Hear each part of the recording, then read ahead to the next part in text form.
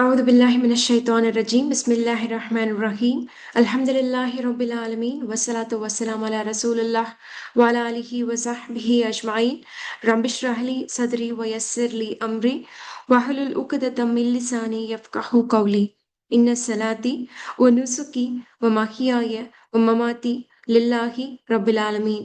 நிச்சயமாக என்னுடைய தொழுகையும் என்னுடைய வணக்க வழிபாடுகளும் என்னுடைய வாழ்வும் என்னுடைய மரணமும் அகில உலகங்களின் அதிபதியாகிய அல்லாஹ் ஒருவனுக்கே உரித்தானது அப்படின்ற இந்த வாக்குறுதியோட அன்பான சகோதரிகளே, அல்லாஹ்வின் நல்லடியார்களே, ஏக இறைவனுடைய ஈடு இணையே இல்லாத கருணையால இறைவன் நம்மள திரும்பி ஒரு மகத்துவமான சபைக்காக தேர்வு செஞ்சிருக்கான். அல்ஹம்துலில்லாஹ்.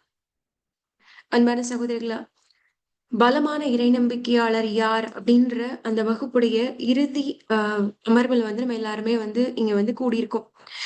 இந்த வகுப்புக்குள்ள போய் நம்ம என்னென்ன பார்த்தோம் அப்படின்றத பாக்குறதுக்கு முன்னாடி அல்ஹம்துலில்லாஹ், இப்ப எப்படிப்பட்ட ஒரு சபையில இருக்கோம் அப்படின்னு சொன்னா, நம்ம சில டிவி ஷோஸ் பார்த்திருப்போம். இல்ல அப்படின்னு சொன்னா சில நேரடியான நிகழ்வுகள் நம்ம பங்கேற்கும் போது ஏதாவது பர்ஃபார்மன்ஸ் நடக்குது, இல்ல ஏதாவது பிள்ளைகளுடைய நிகழ்ச்சி நடக்குது, இல்ல பெரியவங்களுடைய ஏதாவது ஒரு நல்ல பேச்சுக்கான ஒரு கூடம் நடக்குது அப்படின்னு சொன்னா, அங்க அதிகபட்சமான அங்கீகாரம் என்ன அங்கீகாரம் அதிகபட்சமானது கிடைக்கும் அப்படின்னு சொன்னா, நல்லா பெர்ஃபார்ம் பண்றவங்களுக்கு என்ன சொல்லுவாங்க? யாராவது கெஸ் பண்ணுங்க பாப்போம். ரொம்ப அழகா பெர்ஃபார்ம் பண்றவங்கள, இல்ல ரொம்ப சூப்பரா பண்ணிட்டாங்க அப்படின்னு சொன்னா, கை தட்டுறது, பாராட்டுறது இதெல்லாம் விட ஒருத்தருடைய உச்சகட்டமான அங்கீகாரம் அவங்களுக்கு என்ன செய்வாங்க? எல்லா மனிதர்களும் இருக்கக்கூடிய சபையில எப்படி அவங்கள அங்கீகரிப்பாங்க? கிளாப் பண்ணுவாங்க, அப்ரிஷியேட் பண்ணுவாங்க, கிஃப்ட் குடுப்பாங்க. சரி, ஓகே. வேற? அதிகபட்சமானது என்ன? மாஷா அல்லாஹ், ஸ்டாண்டிங் ஓவேஷன். எல்லாரும் என்ன செய்வாங்க? எந்திரிச்சு நின்னு அவங்களுடைய அந்த பெர்ஃபார்மன்ஸுக்கான அங்கீகாரத்த, அவங்களுடைய அந்த அழகான நிகழ்வு, அந்த அழகான முயற்சிய பாராட்டுறதுக்காக எல்லாரும் என்ன செய்வாங்க அப்படின்னா, எந்திரிச்சு நின்னு மரியாதை செலுத்துவாங்க. ஸ்டாண்டிங் ஓவேஷன் குடுப்பாங்க. சுபஹானல்லாஹ். இப்ப நமக்காக இப்ப நம்ம இங்க கூடி இருக்கோம்ல, இந்த சபையில இருக்கக்கூடிய நம்ம ஒவ்வொருத்தருக்காகவும் ஒரு பெரிய கூட்டமே ஸ்டாண்டிங் ஓவேஷன் குடுக்குது. அது யாருடைய கூட்டம் அப்படின்னு சொன்னா, உலகம் முழுக்க நிரம்பி இருக்கக்கூடிய வானவர்களுடைய கூட்டம். இப்ப வானவர்கள் எல்லாரும் நமக்காக ஸ்டாண்டிங் ஓவேஷன் கொடுக்கிற மாதிரி எழுந்து நின்னு மரியாதை செலுத்துறவங்களாவும், நம்மளுடைய இந்த முயற்சியை அல்லாவுக்காக கண்ணியப்படுத்தக்கூடியவங்களாவும் எந்திரிச்சு நிக்கிறாங்க. இத நான் சொல்லல.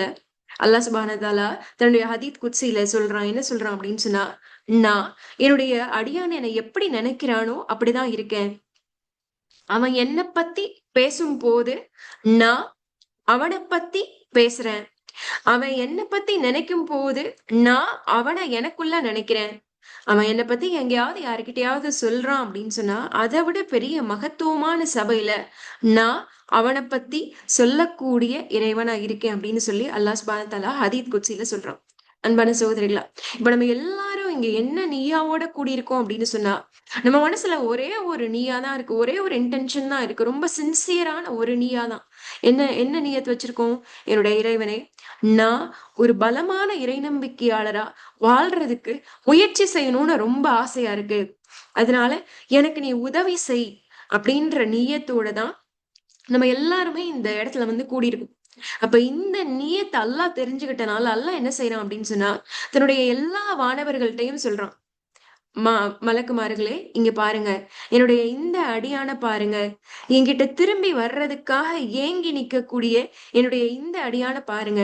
இந்த அடியான் என்கிட்ட திரும்பி வர்றதுக்காக முயற்சி செய்யறான்ல, இவன் என்கிட்ட திரும்பி வர்ற அந்த திரும்புதலுக்காக நீங்க எல்லாரும் போய் தயார் செய்யுங்க அப்படின்னு சொல்லி அல்லாஹ் சுப்ஹானஹு வ தஆலா வானவர்களுக்கு கட்டளையிடுறான்.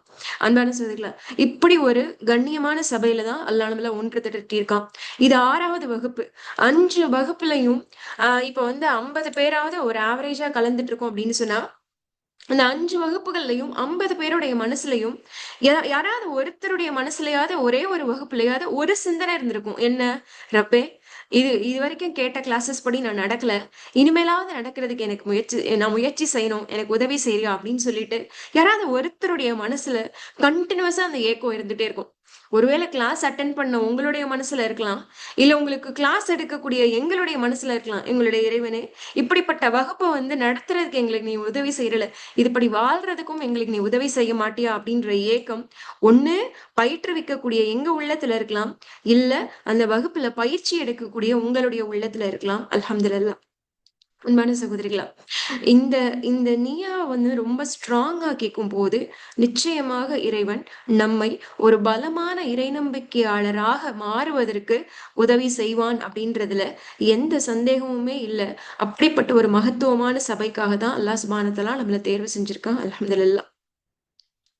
அன்பான சகோதரிகளா, இப்ப இது வந்து 6வது வாரம்.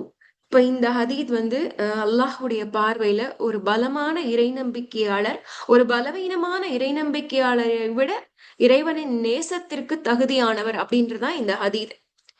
இப்ப இந்த ஹதீதோட தான் ஆரம்பிச்சோம். இப்ப இன்னைக்கு திரும்பியும் இந்த வகுப்பை வந்து இந்த ஹதீதோட தான் நம்ம ஆரம்பிக்கிறோம். ஆனா எனக்கு நீங்க ஹானஸ்டா ஆன்சர் பண்ணுங்க. இந்த செஷனுடைய ஃபர்ஸ்ட் கிளாஸ்ல எப்படி நம்மளுடைய மனநிலை இருந்துச்சோ அதே மாதிரிதான் நம்மளுடைய உள்ளம் இப்பயும் இருக்கா? நவம்பர் 1ஆம் தேதி வந்து இந்த செஷனுடைய ஃபர்ஸ்ட் கிளாஸ் இருந்துச்சு. நவம்பர் 1ஆம் தேதி இருந்த மாதிரி தான் இன்னைக்கு டிசம்பர் 27ஆம் தேதியும் என்னுடைய உடலும் மனதும் இருக்கா அப்படின்ற கேள்விக்கு நீங்க வந்து ஹானஸ்டான ஆன்சர் பண்ணுங்க. இல்ல. சரி, ஏதாவது சேஞ்சஸ் இருக்கா? இப்ப வந்து ஒரு பலமான இறைநம்பிக்கையாளர் அப்படின்றதுடைய அடிப்படையில நம்ம என்ன பார்த்தோம்? ஈமானிய பலம் தான் அடிப்படை அப்படின்றத முதல் வகுப்புல பார்த்தோம். 2வது வகுப்புல என்ன பார்த்தோம்? ஒரு பலமான இறைநம்பிக்கையாளருடைய ஈமான் பலமா இருந்தா மட்டும் பத்தாது, அதன்படி வாழ்வதற்கு அவருடைய உடல் பலமானதாக இருக்கணும் அப்படின்னு பார்த்தோம். 2வது என்ன பார்த்தோம்? ஈமான் உறுதியா இருந்து, உடல் பலமா இருந்து, அறிவில்லாத முட்டாளா இருக்கும் போது அவர் நிச்சயமாக ஒரு பலமான இறைநம்பிக்கையாளரா இருக்க முடியாது. அப்ப 3வது வகுப்புல ஒரு பலமான இறைநம்பிக்கையாளர் நிச்சயமாக வலிமையான அறிவாற்றலுக்கு சொந்தக்காரராக இருக்கணும் அப்படின்னு பார்த்தோம். 4வது வகுப்பு என்ன பார்த்தோம்? ஈமான் பலமா இருக்கு, உடல் பலமா இருக்கு, அறிவாற்றலையும் பலப்படுத்திக்கிறக்கூடிய நிலையில ஒரு பலமான இறைநம்பிக்கையாளர் நல்ல மன வலிமை கொண்ட மனிதராக இருக்கணும். அப்பதான் அவருக்கு தன்னையும் புரிஞ்சுக்க முடியும், தன் கூட இருக்கக்கூடிய சக மனிதர்களையும் புரிஞ்சுக்க முடியும். புரிஞ்சுக்கக்கூடிய அந்த நேரத்துல அவருடைய இமோஷன்ஸ ரொம்ப இன்டெலிஜென்ட்டா எப்படி நபி ஸல்லல்லாஹு அலைஹி வஸல்லமோ இல்ல சஹாபாக்களோ தன்னுடைய உணர்வுகளை அழகாக கையாண்டாங்களோ அப்படிப்பட்ட பலமான உணர்வு ரீதியான இறைநம்பிக்கையாளராக இருக்க முடியும் அப்படின்னு பார்த்தோம். 5வது வகுப்புல என்ன பார்த்தோம்? ஈமான் பலம் பெற்றாச்சு, உடல் பலம் வந்துருச்சு, அறிவாற்றல் பலம் பெற்றுச்சு, மனமும் பலமாயிருச்சு. இது எல்லாத்தையும் சேர்ந்து ஒரு இறைநம்பிக்கையாளருடைய ஆன்மாவை அவனுக்குள்ளே ஊதிய அந்த இறைவனுடைய பரிசுத்தமான ஃபித்ரா அப்படின்ற அந்த ஆன்மா இப்ப கலங்கப்பட்டிருந்துச்சு அப்படின்னு சொன்னா, அந்த கலங்கப்பட்ட ஆன்மாவை அல்லாஹ் கிட்ட இருந்து வரும்போது எப்படி சுத்தமா வந்துச்சோ அதே மாதிரி சுத்தமா எடுத்துட்டு போறதுக்கு முயற்சி செய்யும் போதுதான் ஒரு இறை நம்பிக்கையாளருடைய ஆன்மாவும் பலம் பெறும் அப்படின்றதுதான் 5வது அடிப்படையா பார்த்தோம். அல்ஹம்துலில்லாஹ். சரி, இப்ப முடிஞ்சிருச்சா? கிளாஸ முடிச்சுக்கலாமா அப்படின்னா இல்ல.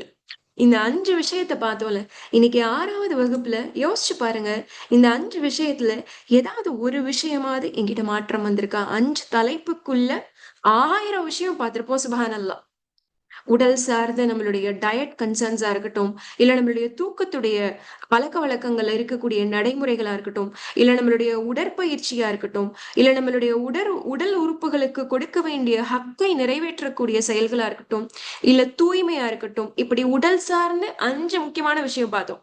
அதுல ஏதாவது ஒரு விஷயத்த நடைமுறைப்படுத்துறதுக்காவது முயற்சி செஞ்சோமா? சின்சியரா ஆன்சர் பண்ணோம். ஏன்னா ஒரு சத்தத்தையும் காணோம். ஒரு எஸ், 2 எஸ், 3 எஸ். சரி, ஓகே. ஓகே, அல்ஹம்துலில்லாஹ்.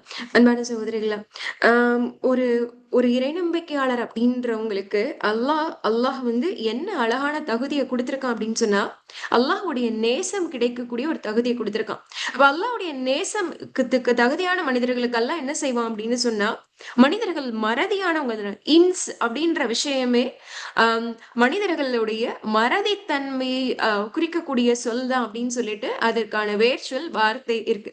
அப்ப மனிதர்கள் மறதியால் உட்படுத்தப்பட்டவர்கள், மனிதர்கள் மறதியை கையாளக்கூடியவர்கள், மறந்து போற தன்மை இருக்கக்கூடியவங்க அப்படின்றனால அல்லாஹ் என்ன செய்வானா, அவன் யாரெல்லாம் நேசிக்கிறானோ அவங்களுக்கு திரும்ப திரும்ப நல்ல விஷயங்களை ஞாபகப்படுத்திட்டே இருப்பானாம். என்னுடைய அப்து வந்து இதை மறந்துட்டனாலதான் திரும்பி திரும்பி அதே தப்ப செஞ்சுட்டு இருக்கு. நம்ம திரும்பி ஒரு தடவை ஞாபகப்படுத்துவோமா அப்படின்னு சொல்லி எல்லாம் திரும்ப திரும்ப நினைவுபடுத்தக்கூடிய நல்ல விஷயங்களை வந்து திரும்ப திரும்ப அல்லாஹ் வந்து நினைவூட்டுவான். அல்லாஹ் திரும்ப திரும்ப நினைவூட்டுறான்ல. ஆனா அல்லாஹ் நம்ம கிட்ட இருந்து ஒன்னே ஒண்ணுதான் எதிர்பார்ப்பானா, இத்தனை தடவை உனக்கு சொல்ல புரிய வச்சுட்டேன்ல, இத்தனை தடவை உனக்கு சொல்லி கொடுத்துட்டேன்ல, இத்தனை பேர் மாறி மாறி வந்து சொல்றாங்கல்ல, ஒரு தடவையாவது இதை எடுத்துட்டு அதுபடி வாழ்ந்துட மாட்டியா அப்படின்றதுதான் அல்லாஹ் நம்ம கிட்ட இருந்து எதிர்பார்க்கக்கூடிய ஒரு விஷயமா இருக்கு. அன்பான சகோதரிகளா, இப்படி நம்ம இவ்வளோ உபதேசங்களை கேட்டும் கேட்டும் திரும்பி நடைமுறைப்படுத்தலைன்னா ஒரு கட்டத்துல அல்லாஹ் என்ன செய்வானா, நிராசை அடைஞ்சிருவானா. நிராசை அடைஞ்சிட்டு என்ன செஞ்சிருவானா, நம்ம இருக்கக்கூடிய இந்த பொடுப்போக்கான அசால்ட்டான நிலைமையிலேயே தொலைஞ்சு போ அப்படின்னு சொல்லி அல்லாஹ் கை விட்டுருவானா. அப்படிப்பட்ட மனிதர்களுடைய இதயத்துலதான் அல்லாஹ் வந்து முத்திரை குத்தி அந்த பாவத்திலேயே அவங்கள நிலைக்க வச்சு அந்த நிலையிலேயே அவங்கள மரணிக்க செஞ்சிருவானா. நவுதுபில்லா, அல்லாஹ் நம்மள எல்லாரையுமே பாதுகாக்கணும் இன்ஷா அல்லாஹ். அன்பான சகோதரிகளா, நான் 5 கிளாஸ்லயும் ஃபெயில் ஆயிட்டேனே, 5 கிளாஸ்ல கேட்ட ஒரு விஷயத்த கூட நடைமுறைப்படுத்தலையே, நான் ஒரு 2 நாள் செஞ்சேன், 3வது நாள் வந்து எனக்கு வந்து அதை செய்ய முடியாத மாதிரி ஒரு சூழ்நிலை வந்துருச்சே அப்படின்னு சொல்லிட்டு நம்மளுடைய நிலைப்பாடு எதுவாக இருந்தாலும் ஒரு இறை நம்பிக்கையாளருக்கு மட்டும் மரணம் வரைக்கும் நம்பிக்கையின் வாசல் திறந்தே இருக்கு. 5 கிளாஸ்ல 2 மாசம் ஃபுல்லா ஃபெயில் ஆயிருந்தா கூட இன்றைய வகுப்பு நமக்கான வகுப்பு, இதுவே நமக்கான அழகான வாய்ப்பு அப்படின்னு நினைக்கும் போது இன்ஷா அல்லாஹ் ஏக இறைவன் நமக்கான அழகான வழிகாட்டலை இந்த இறுதி வகுப்புல கூட வச்சிருப்பான். இதையாவது இன்ஷா அல்லாஹ் நம்ம சரியா பயன்படுத்திக்கணும் அப்படின்றதுதான் என்னுடைய வேண்டுகோளும் பிரார்த்தனையும். அல்ஹம்துலில்லாஹ். பண்பான சகோதரிகளா, இந்த இந்த ஹதீதுடைய ஒரு பகுதியை தான் நம்ம பார்த்துக்கிட்டே வரோம். என்ன பார்த்தோம்? ஒரு பலமான இறை நம்பிக்கையாளர் பலவீனமான இறை நம்பிக்கையாளரை விட சிறந்தவர் மட்டும் அல்ல, அல்லாஹ்வுடைய பார்வையில் நேசத்திற்கு உரியவர். அல்லாஹ் அதிகமா நேசிக்கிறார். ஆனாலும் 2 பேரும் நன்மைக்குரியவர்கள் தான். ஆனாலும் 2 பேரும் குட் தான் அப்படின்னு சொல்லிட்டு அல்லாஹ் வந்து இந்த ஹதீதுடைய 2வது பகுதி வந்து எதை நோக்கி போகுது அப்படின்னு சொன்னா, இந்த இந்த ஹதீதுடைய அடுத்த பகுதி என்ன செய்யுது அப்படின்னு சொன்னா, முதல்ல பலமான இறை நம்பிக்கையாளர் பலவீனமான இறை நம்பிக்கையாளரை விட இறைவனின் நேசத்திற்கு தகுதியானவர், ஆனாலும் இருவரும் சிறந்தவர்கள் அப்படின்னு சொல்லிட்டு 2வது பகுதி அல்லாஹ் என்ன சொல்லி காமிக்கிறான் அப்படின்னு சொன்னா, உங்களுக்கு எதுவெல்லாம் நன்மை பயக்குமோ அப்படி நன்மை தரக்கூடிய செயல்களுக்காக நீங்கள் அதிகமாக முயற்சி செய்யுங்கள். முயற்சி செய்யறதோட சேர்ந்து அல்லாஹ்வின் உதவியையும் தேடுங்கள். உதவியற்று நிக்கிறோம், பலவீனமா இருக்குமே அப்படின்னு சொல்லி நீங்கள் உணராதீர்கள். இதுதான் 2வது பகுதி. சுப்ஹானல்லாஹ். 3வது பகுதி என்ன அப்படின்னு சொன்னா, நீங்க பலமா இருக்கிறதுக்கு முயற்சி செய்றீங்க, அதுக்கு அல்லாஹ்வோட உதவியை தேடுறீங்க, சில நேரங்கள்ல பலவீனமா உணர்றீங்க. அப்படி இருக்கும் போது ஏதாவது நீங்க விரும்பாத விஷயங்கள் ஏதாவது நடந்துருச்சு அப்படின்னு சொன்னா, ச்சே நான் மட்டும் அப்படி செஞ்சிருந்தா அப்படின்றத மட்டும் சொல்லிராதீங்க. உஃப் அப்படின்ற அந்த வார்த்தையை மட்டும் நீங்க வந்து சொல்லிராதீங்க. இப்படி செஞ்சிருந்தா அப்படின்ற அந்த வார்த்தைய வந்து நீங்க சொல்லிட்டீங்க அப்படின்னு சொன்னா, அது வந்து ஷைத்தானுடைய தூண்டுதல்களுக்கு வழிவகை செய்யும்.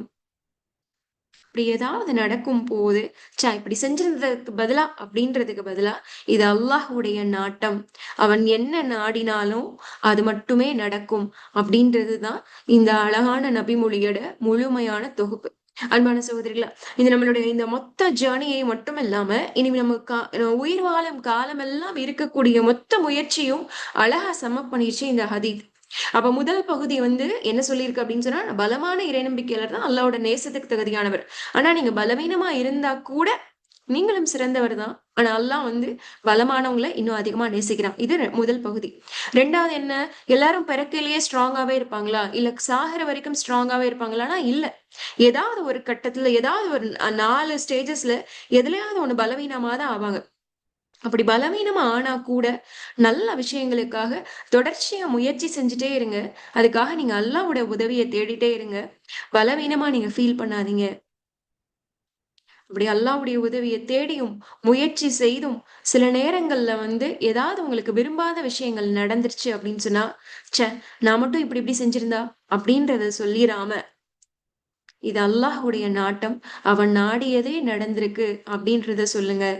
ஏன் அப்படின்னா, இப்படி நடந்திருந்தால் ஆனால் அப்படின்ற அந்த வார்த்தை ஷைத்தானுடைய செயல்பாடுகளுக்கு, ஷைத்தான் நம்மளுடைய வாழ்க்கையில ஆதிக்கம் செலுத்துறதுக்கு கதவுகளை திறக்கக்கூடியதா இருக்கும் அப்படின்றதுதான் இந்த நபிமொழியுடைய முழுமையான தொகுப்பு. அன்பான சகோதரிகளா, அப்ப நம்ம எவ்வளவு முயற்சி செய்தும் சில இடங்கள்ல நம்ம தவறுறோம், சில இடங்கள்ல ஸ்லிப் ஆகி போறோம் அப்படின்னு சொன்னா நம்பிக்கை இழந்திட வேண்டாம். எத்தனை தடவை விழுந்தாலும் அத்தனை தடவையும் திரும்பி எந்திரிக்கலாம். ஏன்னா எத்தனை தடவை நம்ம உடைஞ்சாலும் நம்மளை திரும்பி சேர்த்து ஒன்னு அழகாக்குறதுக்கு நம்மளுடைய இறைவன் வந்து நமக்காக காத்துக்கிட்டே இருக்கான். அதுதான் இந்த மொத்த ஹதீதுடைய கரு என்ன சொல்லுது அப்படின்னு சொன்னா, அல்லாஹ் நம்ம யாரையுமே ஒரு முழுமையான இறை நம்பிக்கையாளரா இருக்கணும் அப்படின்னு சொல்லி அல்லாஹ் பர்ஃபெக்டான பிலீவரா இருக்கணும் அப்படின்னு அல்லாஹ் வந்து யாரையுமே விரும்பல. நீ பர்ஃபெக்டா இல்லைன்னா கூட பரவாயில்ல, நீ என்னை நோக்கி வர்றதுக்கு முயற்சி மட்டும் செய், சின்ன சின்ன முயற்சி மட்டும் செய்ய, ஒன்ன முழுமையா ஆக்குறது வந்து என்னுடைய பொறுப்பு அப்படின்றதுதான் அல்லாஹுடைய அழகான வாக்குறுதியா இருக்கு. அதனாலதான் அல்லாஹ் சூரத்துல் பக்ரால வந்து என்ன சொல்றான், அல்லாஹ் எந்த ஒரு ஆன்மாவையும் அதன் சக்திக்கு மீறி சோதிப்பது இல்லை அப்படின்றதுதான் அல்லாஹுடைய அழகான ஒரு நம்பிக்கைக்கான வாக்குறுதி. அப்ப அன்பான சகோதரிகளா, நம்மள நாமளே ஸ்ட்ராங் ஆக்கிக்கணும் அப்படின்னு சொல்லி அல்லாஹ் நமக்காக காத்திருக்கல. என்கிட்ட வா, நான் உன்னை ஸ்ட்ராங் ஆக்குறேன், ஏன்னா நான் உன்னை நேசிக்கிறேன் அப்படின்றதுதான் ஏக இறைவனுடைய அழகான வாக்குறுதி. சரி, இப்ப உலகம் முழுக்க 200 கோடி முஸ்லிம்ஸ் இருக்காங்க. மொத்தம் வந்து உலகம் முழுக்க வந்து 800 கோடி மனிதர்கள் இருக்காங்க. 800 கோடி தான் வந்து உலகத்துடைய மொத்த மக்கள் தொகை. அந்த உலகத்துடைய மொத்த மக்கள் தொகையில வந்து முஸ்லிம்களுடைய எண்ணிக்கை மட்டும் 200 கோடி. அப்ப 200 கோடி மனிதர்கள் இருக்கும் போது அல்லாஹ் சுப்ஹானஹு வ தஆலா இந்த செஷனுக்காக ஸ்ட்ராங் பிலீவர், பலமான இறைநம்பிக்கையாளர்களாக நீங்கள் மாறுங்கள் அப்படின்ற இந்த நிகழ்வுக்காக எதற்காக இறைவன் நம்மை தேர்வு செய்துள்ளான்? நம்மள ஏன் வந்து ரப்பு வந்து தேர்வு செஞ்சிருக்கான்? யாராவது ஆன்சர் பண்ண ட்ரை பண்ணுங்க பாப்போம். இத்தனை பேர் இருக்காங்கல்ல உலகத்துல, ஏன் அல்லாஹ் நமக்கு இந்த ரிமைண்டரை கொடுத்திருக்கான்? இந்த நினைவூட்டல ஏன் ரப்பு நமக்கு கொடுக்கணும்னு என்ன தேவை இருக்கு? நீங்க என்ன நினைக்கிறீங்க? ஏன் அல்லாஹ் நம்மள போய் இதுக்காக சூஸ் பண்ணிருக்கான்? நம்மள போய் இல்ல, நம்மள ஏன் இதுக்காக சூஸ் பண்ணிருக்கான்? அல்லாஹ் நம்மள நேசிக்கிறான். சரி, ஓகே. அல்லாஹ் தான் நாடியவர்களை நன்மைக்காக தேர்வு செய்யறான். சரி, ஓகே. அவ்வளவுதானா? அல்லாஹ் நேசிக்கிறதும் நேச நேச நேச அல்லாவோட அன்பு மட்டும்தான் இங்க வந்துட்டே இருக்கா? வேற ஒண்ணுமே இல்லையா? இன்னும் அதிகமாக நேரான வழியில் போவதற்காக. ஓகே, சரி, அல்லாஹ் நம்மள மன்னிக்க விரும்புறான். சுப்ஹானல்லாஹ்.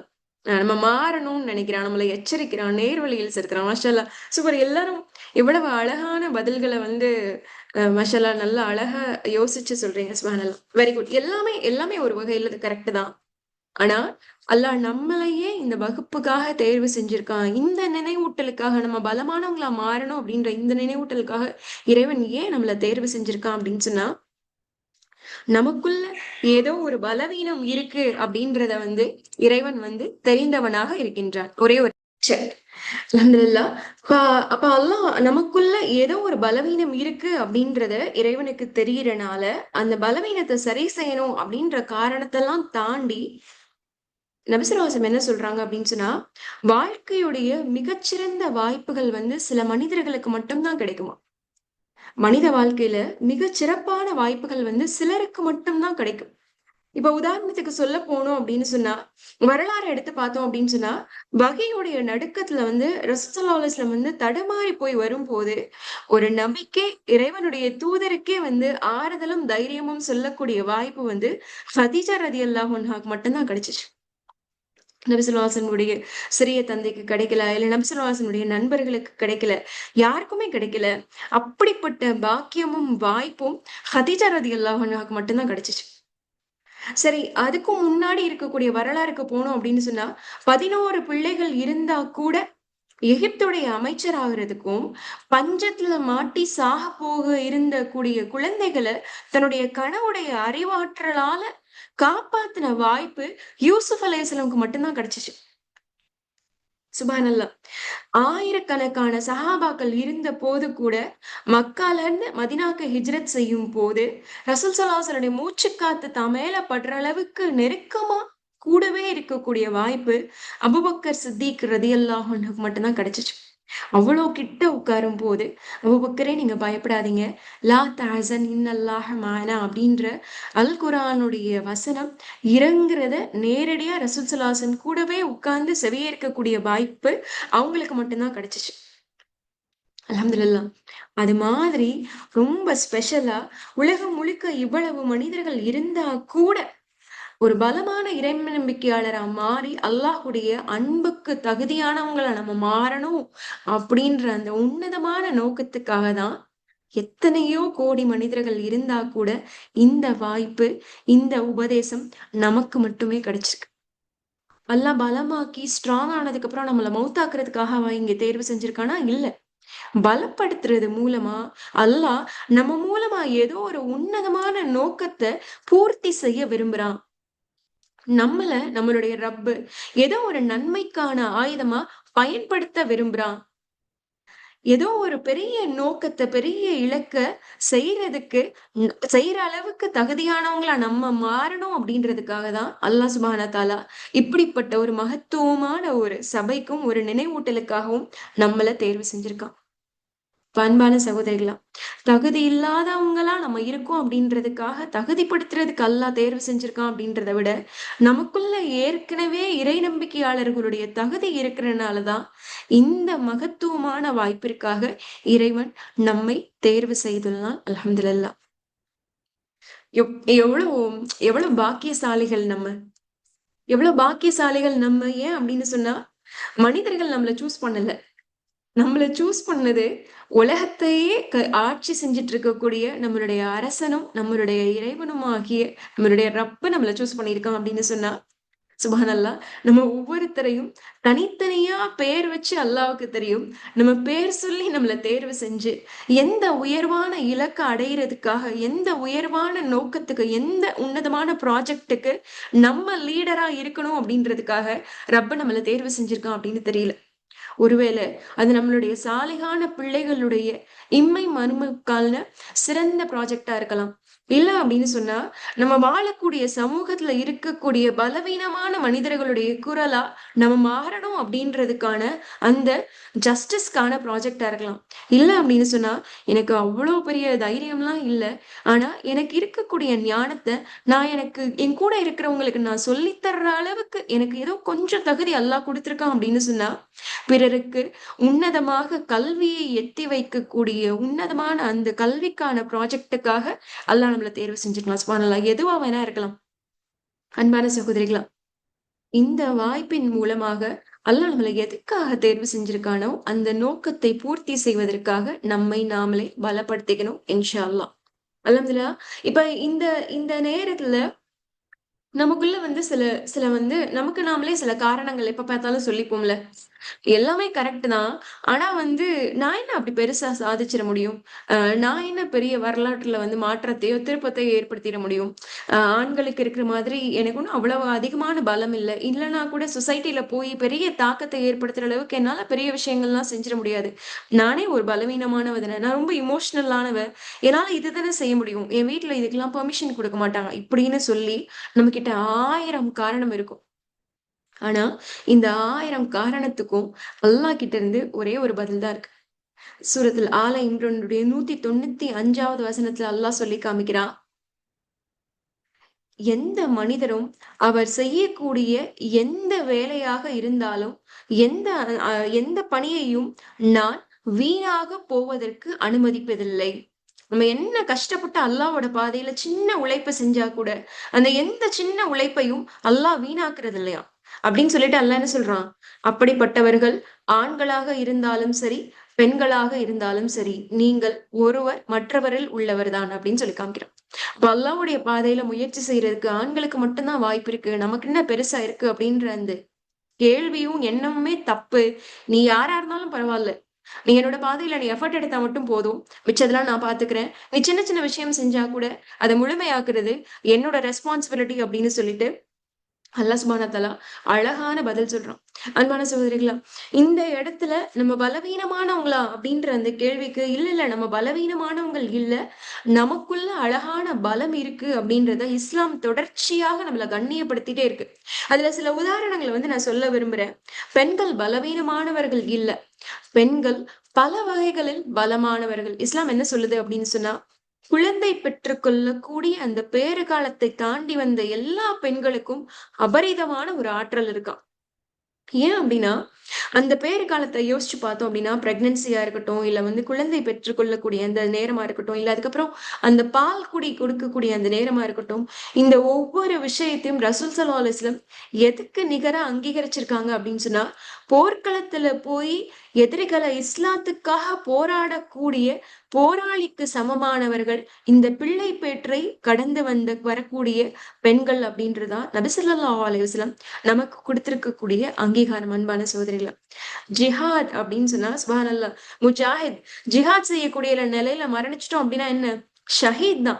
அதனாலதான் அதே மாதிரி ஒரு ஷஹீதுடைய அந்தஸ்த டெலிவரி அப்ப இறந்து போற பெண்களுக்கோ, இல்ல டெலிவரி முடிச்சுட்டு அந்த குழந்தைகளை பார்த்துக் கொள்ளக்கூடிய காலகட்டத்துல பிள்ளைகளுக்காகவோ, இல்ல நோய்வாய்ப்பட்டு மரணிக்கக்கூடிய பெண்களுக்கும் ஷஹீதுடைய அந்தஸ்து அப்படின்னு சொல்லி இஸ்லாம் வந்து கண்ணியப்படுத்தக்கூடியதா இருக்கு. சுப்ஹானல்லாஹ்.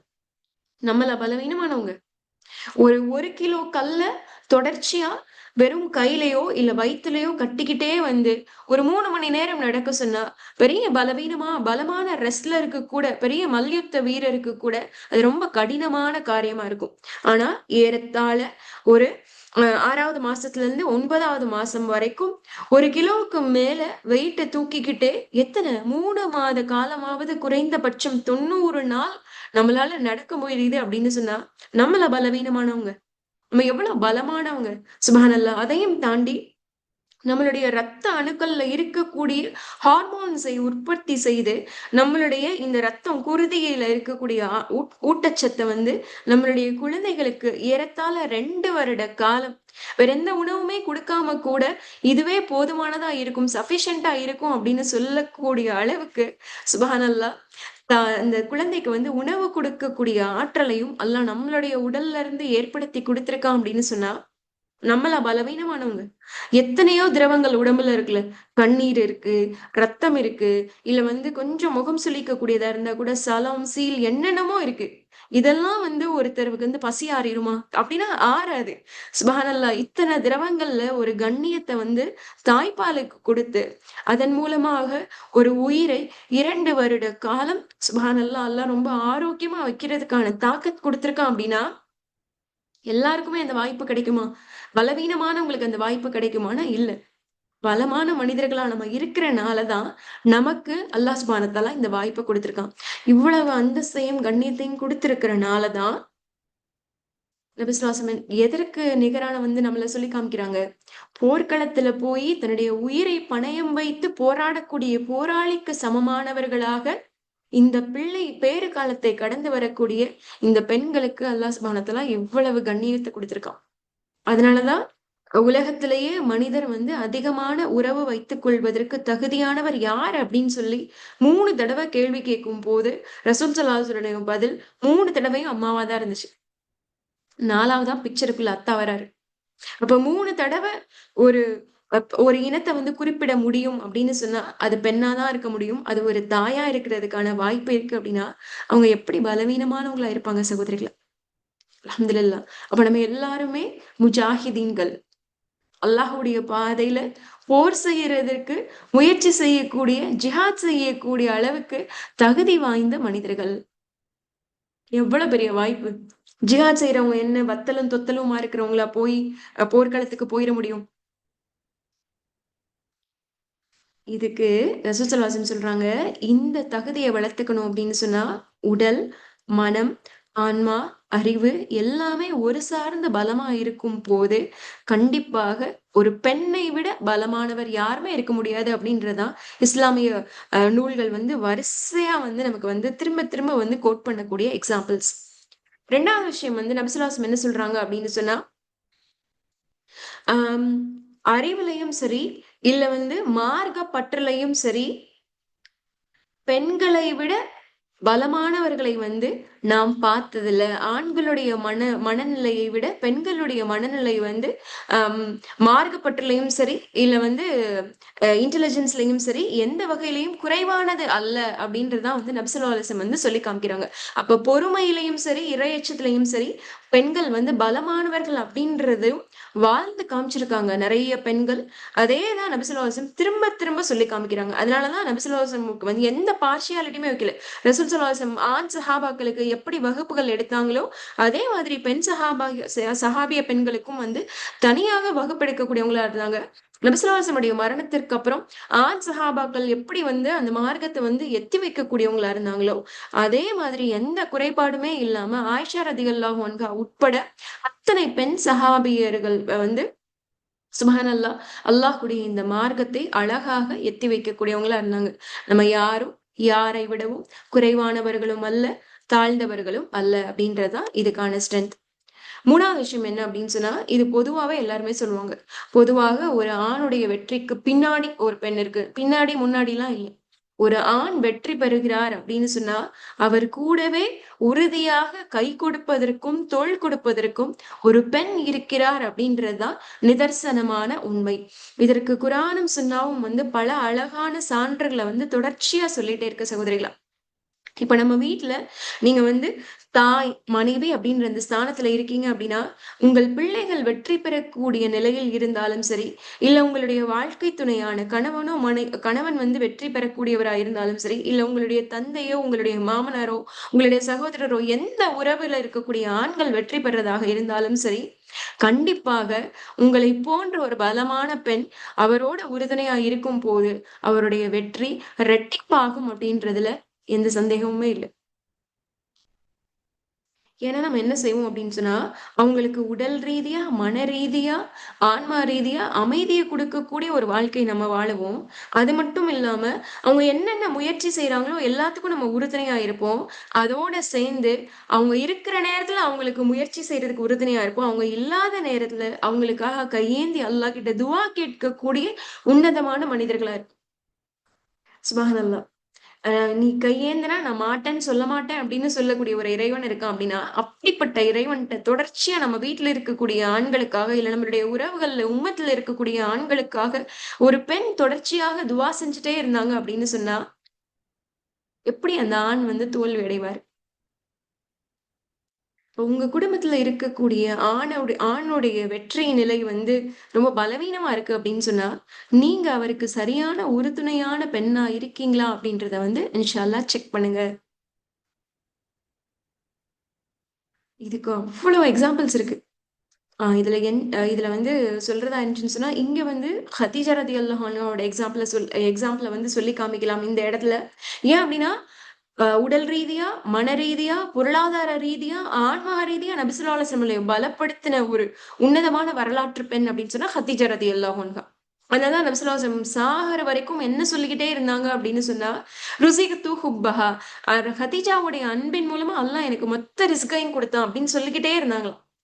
ஃபாத்திமா ரதியல்லாஹு அன்ஹாவ எடுத்துட்டோம் அப்படின்னு சொன்னா, எவ்வளவு தைரியமான 2 இஸ்லாமிய தலைவர்கள வந்து கட்டி எழுப்பி வச்சுட்டு போனாங்க. வாழ்ற காலமெல்லாம் அலி ரதியல்லாஹு அன்ஹுக்கு அவ்வளவு பக்கபலமா இருந்தாங்க. அதுக்கப்புறம் தன்னுடைய பிள்ளைகளான ஹசன், ஹுசைன் ரதியல்லாஹு அன்ஹு 2 பேரையும் வந்து எவ்வளவு தைரியமான போராளிகளா உருவாக்கக்கூடிய ஒரு தாயா ஃபாத்திமா ரதியல்லாஹு அன்ஹா இருந்தாங்க. சுப்ஹானல்லாஹ்.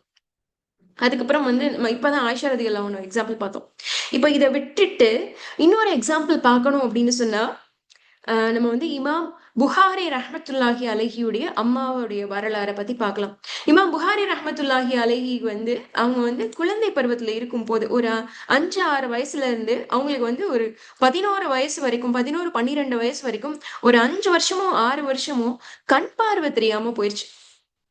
அப்ப கண் பார்வை தெரியாத அந்த காலகட்டத்துல ஒரு தாய், ஒரு பெண் பலமான மனிதரா இருந்தனால அவங்களுக்கு வந்து கணவர் இல்ல. கணவர் இறந்துட்டாங்க. கணவர் இல்லாத ஒரு சிங்கிள் பேரண்டா ஒரு தாய் இருந்து கூட இன்னைக்கு உலகத்திலேயே மொத்த இஸ்லாமிய ரெக்கார்ட்ஸ் எல்லாத்தையுமே எடுத்து பார்க்கும்போது, எல்லா இஸ்லாமிய ஹதீத் நூல்களை எடுத்து பார்க்கும்போது ஆத்தென்டிக்கானது, சஹீஹானது, உண்மைத்தன்மை நிரம்பியது, அல் குர்ஆனுக்கு அடுத்த சாலிடான ரெஃபரன்ஸ், அல் குர்ஆனுக்கு அடுத்த நம்பகமான ரெஃபரன்ஸ் அப்படின்னு சொல்லி ஒரு புத்தகத்தை அங்கீகரிக்கலாம் அப்படின்னு சொன்னா அது சஹீஹ் புகாரி அப்படின்ற அந்த புகாரியுடைய ஹதீத் தொகுப்புகள் தான். அப்படி ஒரு மனிதரை வந்து கட்டி எழுப்புனது யார் அப்படின்னு சொன்னா இறைவனுக்கு அடுத்து அந்த தாய் தான். அந்த தாய் மட்டும் நம்மளே ஒரு விதவையா இருக்கோம், உங்க கணவர் தான் இறந்துட்டாரு, பிள்ளைய என்னத்த சொல்லி பெருசா வளர்க்க முடியும், யார்ட்ட ஏதாவது டொனேஷன் வாங்கி ஏதாவது சும்மா படிக்க வைப்போம், இல்ல அப்படின்னு சொன்னா ஏதாவது கூலி வேலைக்கு மார்க்கெட்டுக்கு ஏதாவது போனானா நமக்கு ஏதாவது கொண்டு வந்து சாப்பாடு கொடுப்போம் அப்படின்னு சொல்லி அந்த தாய் அங்க பலவீனமா உடைஞ்சு போயிருந்தாங்க அப்படின்னு சொன்னா இன்னைக்கு அல்லாஹுடைய வார்த்தையான அல் குர்ஆனுக்கு அடுத்து நம்பகமானது அப்படின்ற தரஜாவை சஹீஹ் புகாரி அப்படின்ற அந்த நூல் தொகுப்பு பெற்றிருக்குமா அன்பான சகோதரிகளை. அந்த தாய் என்ன செஞ்சாங்களாம், ஏற்கனவே கணவர் இறந்துட்டாங்க, ஒரு ஆண் குழந்தையோட திரும்பி மறுமணம் பண்ணல, ஆண் குழந்தையோட வாழ்ந்துட்டு இருக்கும் போதே அவருக்கு இப்படி பார்வை குறைபாடும் ஆயிடுச்சு அப்படின்றப்ப அந்த தாய் மனசு உடைஞ்சு போயிடல. என்ன செஞ்சாங்க, அவங்களும் உடல் ரீதியா, மன ரீதியா, அறிவு ரீதியா, ஆன்மா ரீதியா பலமான பெண்ணா இருந்தனால அந்த 5 வருஷ காலம் புகாரி ரஹ்மத்துல்லாஹி அலைஹிக்கு வந்து ஹதீத் தொகுப்புகளை அவங்கதான் டிக்டேட் பண்ணி சொல்லி சொல்லி அவங்க காதுல கேட்டு கேட்டுதான் மனனம் பண்ணாங்களாம். அப்புறம் அல்லாவுடைய கருணையால வந்து புகாரி ரஹ்மத்துல்லாஹி அலைஹி கண் பார்வை சரியானதுக்கு அப்புறம் அவங்க சொல்லி காமிப்பாங்களாம். அந்த கண் பார்வை தெரியாத அந்த காலகட்டத்துல ஏறத்தாழ 50,000 ஹதீதுகளுக்கு மேல நான் மனனம் பண்ணேன் அல்லாவுடைய கருணையால, என்னுடைய தாயின் வழிகாட்டலால அப்படின்னு சொல்லி. அந்த பெண் ஒவ்வொரு நேரமும் என்ன செய்வாங்களாம், கையேந்தி அல்லாஹ் கிட்ட வந்து அந்த மகனுக்காக பிரார்த்தனை செய்யக்கூடிய தாயா இருந்தாங்களாம். என்னுடைய இறைவனே, என்னுடைய மகனுக்கு வந்து நீ கண் பார்வையை திருப்பி கொடுத்துரு அப்படின்னு சொல்லி கையேந்தி பிரார்த்தனை செய்யக்கூடியவங்களா சுப்ஹானல்லாஹ். அல்லாஹ் அந்த பிரார்த்தனைக்கு செவிமடுத்தான். அததான் இப்ப நான் சொன்னேன், ஒரு ஆணுடைய வெற்றிக்கு பின்னாடியோ முன்னாடியோ இல்ல, ஒரு ஆணுடைய வெற்றிக்கு உறுதுணையா அந்த இடத்துல நிச்சயமாக ஒரு பெண் இருப்பாங்க. அது எந்த உறவா வேணா இருக்கலாம், எந்த வயதாக வேணா இருக்கலாம். இது சின்ன மகளாவும் இருக்கலாம், இல்ல தாயா கூட இருக்கலாம். சுபஹானல்லாஹ். அன்பான சகோதரிகளா, இப்ப நம்ம வீட்டுல இருக்கக்கூடிய ஆண்களுக்கு ஏதோ ஒரு வகையில அவங்க பலவீனமா இருக்காங்க, இல்ல தோல்வி பெறக்கூடிய நிலையில இருக்காங்க அப்படின்னு சொன்னா அவங்கள போய் குறை சொல்லக்கூடிய ஊனமான குறையுள்ள மனிதர்களா நம்ம இருக்கிறத விட ஒரு பலமான இறைநம்பிக்கையாளர் என்ன செய்யணும், அவங்கள உறுதிப்படுத்தி அவங்களுக்கு ஆறுதல் சொல்லி அவங்கள தேத்தக்கூடியவங்கள மட்டும் இல்லாம அவங்களுக்கு உறுதுணையா இருக்கிறதோட அவங்களுக்காக நம்ம ரப்பு கிட்ட கையேந்தி அதிகமாக துவா செய்யக்கூடிய பெண்களாக மாறணும். ட்ரை பண்ணி பாருங்களேன். அது எவ்வளவு பெரிய எத்தனை கோடி கடனா இருந்தாலும் சரி, இல்ல வந்து அவங்களுக்கு வந்து உடல்ல இருக்கக்கூடிய நோயா இருந்தாலும் சரி, இல்ல உறவு ரீதியான பிரச்சனைகளா இருந்தாலும் சரி, நம்ம வீட்டுல இருக்கக்கூடிய ஆண்களுக்காக நம்ம கையேந்தி பிரார்த்தனை செஞ்சு அவங்களுக்கு நம்ம மாரல் சப்போர்ட்டா இருக்கும் போது நிச்சயமாக நம்முடைய வீட்டுல இருக்கக்கூடிய ஆண்களோ பிள்ளைகளோ வெற்றி பெற்ற மனிதர்களாக மாறுவார்கள். அல்லாஹுடைய வாக்குறுதி இது. இதுக்கு நிறைய ப்ரூஃபும் வந்து இஸ்லாமிய ஹிஸ்டரியில வந்து தொடர்ச்சியா இருந்துகிட்டே இருக்கு. இதுக்கு இன்னும் அவ்வளவு பேசலாம். சுபஹானல்லாஹ். அப்ப அன்பான சகோதரிகள், அல்லாஹ் சுப்ஹானஹு வ தஆலா நம்மள தேர்வு செஞ்சிருக்கான் ஒரு உன்னதமான நோக்கத்தை நிறைவு செய்யறதுக்காக. ஏன் அப்படின்னா நம்ம எல்லாருமே ஸ்பெஷல், அதனாலதான் நமக்கு இந்த பாக்கியத்தை கொடுத்திருக்கான்.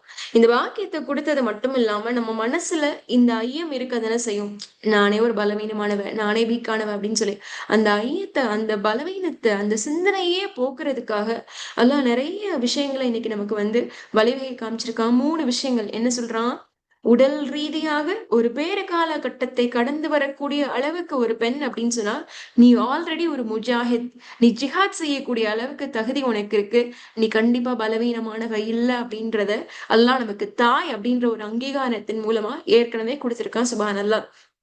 மன ரீதியா பார்க்கும் போது, அறிவாற்றல் ரீதியா பார்க்கும் போது நபிசுல்லாஹு சொல்றாங்க, ஒரு பெண் எந்த வகையிலும் ஒரு ஆணை விட அறிவிலையோ இல்ல வந்து இரையச்சத்திலேயோ குறைந்தவள் இல்லை அப்படின்றதுதான் வந்து நபிகள் நாயகம் ஸல்லல்லாஹு அலைஹி வஸல்லம் அவங்களுடைய கூற்றா இருக்கு. அது மாதிரி நிறைய இரையச்சத்திலையும் சரி இல்ல பொறுமையிலையும் சரி அழகாக சாதித்து கொண்டிருக்கக்கூடிய பெண்களை வந்து அல்லாஹ் சுப்ஹானஹு வ தஆலா இந்த உம்மத்துல படைக்கதான் செஞ்சிருக்கான். 3வது விஷயம் என்ன அப்படின்னு சொன்னா, ஒவ்வொரு ஆணுடைய வெற்றிக்கும் பெண்ணுக்கும் உறுதுணையாக அல்லாஹ் சுப்ஹானஹு வ தஆலா அவருடைய வாழ்க்கையில ஒரு இரையச்சமுடைய சாலிகான பலமான இறை நம்பிக்கை உள்ள பெண்ண உறுதுணையா வச்சிருக்கான். அப்ப உடலோ இல்ல அறிவோ மனத்தோட சேர்ந்து நம்மளுடைய இன்ஃப்ளூயன்ஸ், நம்மளுடைய அந்த உந்துதல் ஒரு ஆண்மகனுக்கான வெற்றிக்கு வழிவகை செய்யும் அப்படின்றதுல எந்த டவுட்டுமே இல்ல. இப்ப நீங்க இந்த கிளாஸ் அட்டெண்ட் பண்ணது உங்களுக்கு பிரயோஜனமோ இல்லையோ, இந்த ஒரு விஷயத்த மட்டும் நம்ம செய்யும்போது, நிச்சயமாக நம்ம குடும்பத்துக்கு தலைவரா இருக்கக்கூடிய தந்தையோ, கணவனோ, மகனோ நிச்சயமாக இன்ஷா அல்லாஹ் அல்லாஹ்வுடைய கருணையால ஜொலிக்கக்கூடிய மனிதர்களாக மாறுவார்கள் அப்படின்றதுல எந்த டவுட்டுமே இல்ல. சுப்ஹானல்லாஹ். அன்பான சகோதரிகளா, இப்ப இப்ப இந்த இந்த நேரத்துல நம்ம வந்து ஒரு உதாரணத்த வந்து திங்க் பண்ணி பார்க்கலாம். ஒரு பலமான இறைநம்பிக்கை கொண்ட ஒரு பெண் வந்து எதற்கு ஒப்பானவர்கள் அப்படின்னு சொன்னா, ஒரு ஈச்ச மரத்திற்கு ஒப்பானவர்கள். ஈச்ச மரத்த பார்த்திருக்கீங்களா? ஈச்ச மரம், அந்த பேரிச்சம்பழ மரம் இருக்குல்ல, அந்த ஈச்ச மரத்த நீங்க பார்த்தீங்க அப்படின்னு சொன்னா, அது வந்து எவ்வளவு புயல் அடித்தாலும் சரி, இல்ல வந்து எவ்வளவு பெரிய சூறாவளி வந்தாலும் சரி, அது வந்து ரொம்ப ஸ்ட்ராங்கா தான் நிக்கும். அத வந்து டக்குனு எதுவுமே வந்து வேரோட சாய்ச்சிட முடியாது. ஏன் அப்படின்னு சொன்னா, அதோடைய வேர்கள் வந்து ரொம்ப பலமானது. அது மட்டும் இல்லாம, அதோடைய அந்த மரத்துடைய உடம்பு இருக்குல்ல, அந்த அந்த தண்டும் வந்து ரொம்ப ரொம்ப பலமானது. அது மட்டும் இல்லாம, அதோடைய கிளைகள் வந்து ரொம்ப ஃப்ளெக்சிபிளா இருக்கக்கூடியது. நல்லா வளைஞ்சு கொடுக்கக்கூடிய தன்மை உடையது. அதோட சேர்ந்து அதுக்கு வந்து நல்ல அதோடைய மரத்துல வந்து நம்ம கை வைக்க முடியாது. ஏன் அப்படின்னு சொன்னா, கூர்மையான முள்கள் வந்து நெறைய இருக்கும். அந்த முட்கள் வந்து அத வந்து ஈஸியா வந்து ஆபத்து விலங்குகளாலயோ, இல்ல வேற எதுலயும் வந்து ஆபத்து ஏற்படுத்துறதுல இருந்து தன்னைத்தானே பாதுகாத்துக்கிறதுக்காக அல்லாஹ் வந்து அந்த மரத்த வந்து அப்படி டிசைன் பண்ணியிருக்கான். இது எல்லாத்தையும் தாண்டி அது குடுக்கக்கூடிய பழங்கள் வந்து எவ்வளவு இனிப்பானது. பேரிச்சம்பழம் எவ்வளவு இனிப்பான ஒரு பழத்த வந்து இவ்வளவு கரடுமுரடான ஒரு மரம் வந்து நமக்கு கொடுக்கக்கூடியதா இருக்கு. இதுதான் ஒரு இறைநம்பிக்கை கொண்ட பலமான ஒரு இறைநம்பிக்கையாளருக்கான அழகான உதாரணம். இப்ப இதுல பாருங்களேன், இந்த ஈச்ச மரத்துடைய வேர் மாதிரி நம்மளுடைய ஈமான் பலமா இருக்கும் போது, அல்லாஹ்வுடனான நம்மளுடைய கனெக்ஷன் ஸ்ட்ராங்கா இருக்கும் போது, நம்மளையும் எந்த புயலோ, இல்ல புயல் மாதிரி பெரிய வாழ்க்கையில பெரிய சோதனை வந்தா கூட, வெட்டி சாய்ச்சிராம, திரும்பி விழுந்த இடத்துல இருந்தே திரும்பி அல்லாஹ் நம்மள மீண்டு வர்றதுக்கான வலிமையை குடுப்பான். 2வது விஷயம் என்ன அப்படின்னு சொன்னா, வேர் மட்டும் ஈமான் மட்டும் ஸ்ட்ராங்கா இருந்தா பத்தாதுல. நம்மளுடைய உடலும், அந்த மரத்துடைய அந்த தண்டும் வந்து ஸ்ட்ராங்கா இருக்கணும் தானே! அப்ப நமக்கு அதற்கான உடல் தகுதிய வந்து நம்ம வளர்த்துக்கணும்.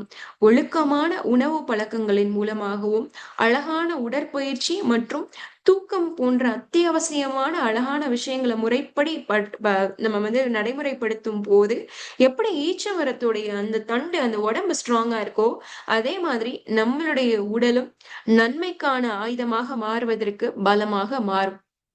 3வது விஷயம், ஈச்ச மரம் ஏன் அவ்ளோ ஸ்ட்ராங்கா இருக்கு? அது ஏன் அவ்வளோ ஸ்ட்ராங்கா இருக்குன்னா, அதோடைய கிளைகள் எல்லாம் ரொம்ப ஃப்ளெக்சிபிளா இருக்கு. வளைந்து நெளிந்து கொடுக்கக்கூடிய தன்மை இருக்கிறனால தான், காத்தோ, புயலோ அடிக்கும்போது கழண்டு கீழ விழுந்துராம, அது வந்து அது வந்து இளமையா இருக்கிற வரைக்கும் ரொம்ப ஸ்ட்ராங்கானதா இருக்கு. இதே மாதிரி தான் நம்மளுடைய மன ரீதியான பலம். நம்மளோட எமோஷன்ஸ் வந்து ஸ்ட்ராங்கா, ஃப்ளெக்சிபிளா வளைந்து கொடுக்கக்கூடிய தன்மை இருக்கும்போது, ஒரு சின்ன பிரச்சனை வந்தோனே உடைஞ்சு உட்கார்ந்துர மாட்டோம். இல்ல அப்படின்னு சொன்னா, யாராவது நம்மள அவமானப்படுத்தின உடனே அப்படியே சிதறி போய் வெடிச்சு தவறான முடிவு எடுத்துற மாட்டோம். பரவால்ல, நீ செஞ்சா என்ன? இதுக்கான அழகான மாற்று வழிய அல்லாஹ் எனக்கு குடுத்துருக்கான். நீ என்ன வேணா சொல்லிக்கோ. நீ என்ன முட்டாள்ன்னு சொல்றனால நான் முட்டாள் ஆயிற மாட்டேன் தானே. என்ன பத்தின எனக்கு சரியான புரிதல் இருக்கு. அதனால நீ கவலைப்படாத. அப்படின்னு சொல்லிட்டு எவ்வளவு பிரச்சனைகள் வந்தாலும், எமோஷன்ஸ் ரீதியா என்ன சவால்கள் வந்தாலும், மன ரீதியாக நம்ம பலமா இருக்கிறதுக்கு வளைந்து கொடுக்கக்கூடிய தன்மை இருக்கும்போது, நம்மளுடைய மனம் பலமாக இருக்குமாம். 4வது என்ன அப்படின்னு சொன்னா, அதுல வந்து அதுக்கு ஆபத்து வராம இருக்கிறதுக்கு, ஈச்ச மரத்துல வந்து சின்ன சின்ன முட்கள் எல்லாம் ஊசியான முள்ள வச்சிருப்பானாம். உங்க வாய்ப்பு இருந்துச்சுன்னா, ஈச்ச மரத்த போய் பார்க்குற வாய்ப்பு இருந்துச்சுன்னு சொன்னா, சவுதிக்கோ இல்ல எங்கனாச்சும் போகும்போது போய் இன்ஷா அல்லாஹ் பாருங்க. அப்ப அந்த அந்த கூர்மையான முட்கள் வந்து என்ன செய்யுமா, அதுக்கு வரக்கூடிய ஆபத்துக்கள்ல இருந்து அத பாதுகாக்குமா. அதே மாதிரி தான் ஒரு இறை நம்பிக்கையாளருக்கு கூர்மையான அந்த தன்னை பாதுகாக்கக்கூடிய ஆயுதம் எது அப்படின்னா, அவங்களுடைய அறிவாற்றல்.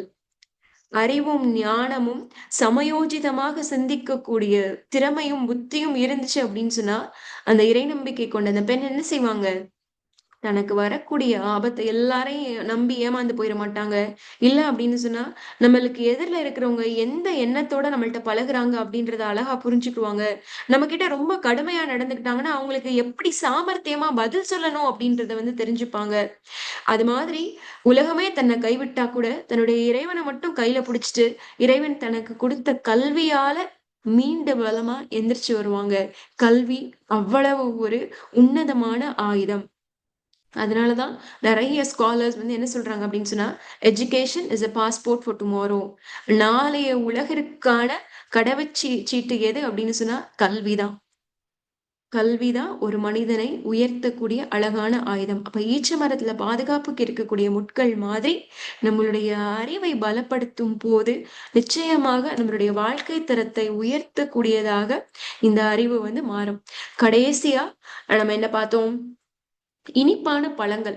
அந்த இனிப்பான பழங்கள இங்க நம்மளுடைய கம்பேர் பண்ணும்போது, அப்ப அ ஈமான், உடல், மனம், அறிவு எல்லாம் சேர்ந்து நம்மளுடைய ஆன்மாவை பரிசுத்தப்படுத்துறது மட்டுமல்லாம, நம்மளுடைய நற்குணத்த இனிமையானதா மாத்திரும்.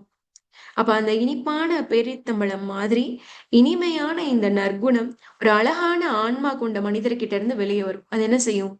அது தன்னை மட்டும் அழகாக்கி இருக்கிறது மட்டும் இல்லாம அவர் எங்க போனாலும் அந்த இடத்த பூரா அழகாக்கிரும்.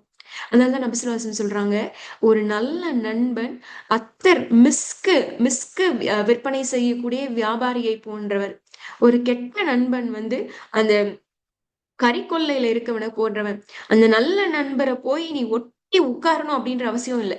அவர் இருக்கிற இடத்துக்கு போயிட்டு வந்தாலே அவர்கிட்ட இருக்கக்கூடிய அந்த இனிமையான ஃப்ரேக்ரன்ஸும் நற்குணமும் உன்கிட்ட அப்படியே ஒட்டிக்கிறோம். நாள் ஆக ஆக அவர் செய்யறதெல்லாம் நீயும் செய்ய ஆரம்பிச்சிருவ. அவர் எப்படி அழகா ஜொலிக்கிறாரோ, முகத்துல எப்படி அவருக்கு ஒரு நூறு வருதோ, அதே மாதிரி நீயும் அழகாயிருவ. ஆனா ஒரு கறிக்கொல்லை வச்சிருக்க இடத்துல போய் உட்கார்ந்து நம்ம அந்த கறிக்கொல்லையில கறியை ப்ராசஸ் பண்ணிதான் அழுக்காகணும்னு அவசியம் இல்லை. அந்த இடத்துக்கு போயிட்டு வந்தாலும் என்ன செய்யும்? அந்த புகையும் அந்த அடுப்பு கறியும் நம்ம மேல பட்டு முகம், சட்டை எல்லாமே கருப்பாயிரும். நாளாக ஆக என்ன செய்யும்? அந்த புகையெல்லாம் உள்ள போய் நம்மளுடைய நுரையீரல் உட்பட உள்ளுறுப்புகளையும் அழுக்காக மாறும். அது மாதிரி ஒரு தீய நண்பன் என்ன செஞ்சிருவான்? நம்மளுடைய நற்பெயரை மட்டும் இல்ல, நம்மளுடைய நற்குணத்தையும் சேர்த்து அழிக்கக்கூடிய ஆற்றல் அப்படிப்பட்ட ஒரு தோழமைக்கு இருக்கு. அப்ப அன்பான சகோதரிகள், அப்ப ஆஹ் இவ்ளோ ஒரு இப்ப நீங்க டக்குன்னு மறந்துருவேன், நான் என்னென்ன படிச்சேன் அப்படி மறந்துருவேன் அப்படின்ற மாதிரி தோணுச்சு அப்படின்னு சொன்னா, ஒரு பலமான இறைநம்பிக்கையாளர் அப்படின்னு சொல்லும் போதே உங்களுக்கு ஒரு ஈச்ச மரத்தோட ஞாபகம் வந்துடலாம். ஆழமான வேறு, வளமான உடல், அதுக்கப்புறம் நல்ல இமோஷன்ஸ ஃபிளெக்சிபிளா இருக்கக்கூடிய ஒரு கிளை, அறிவாற்றல் இருந்து நமக்கு கேடைமையா இருக்கிற மாதிரி இருக்கக்கூடிய கூர்மையான முட்கள், அதுக்கப்புறம் இது எல்லாம் சேர்ந்து ஒரு அழகான ஆன்மால இருந்து வரக்கூடிய ஒரு நற்குணம் கொண்ட இனிமையான பழம். இப்ப சொல்லுங்க, நல்ல சுவையான பேரீச்சம்பழங்களை தரக்கூடிய நல்ல ஈச்ச மரங்களா நம்ம?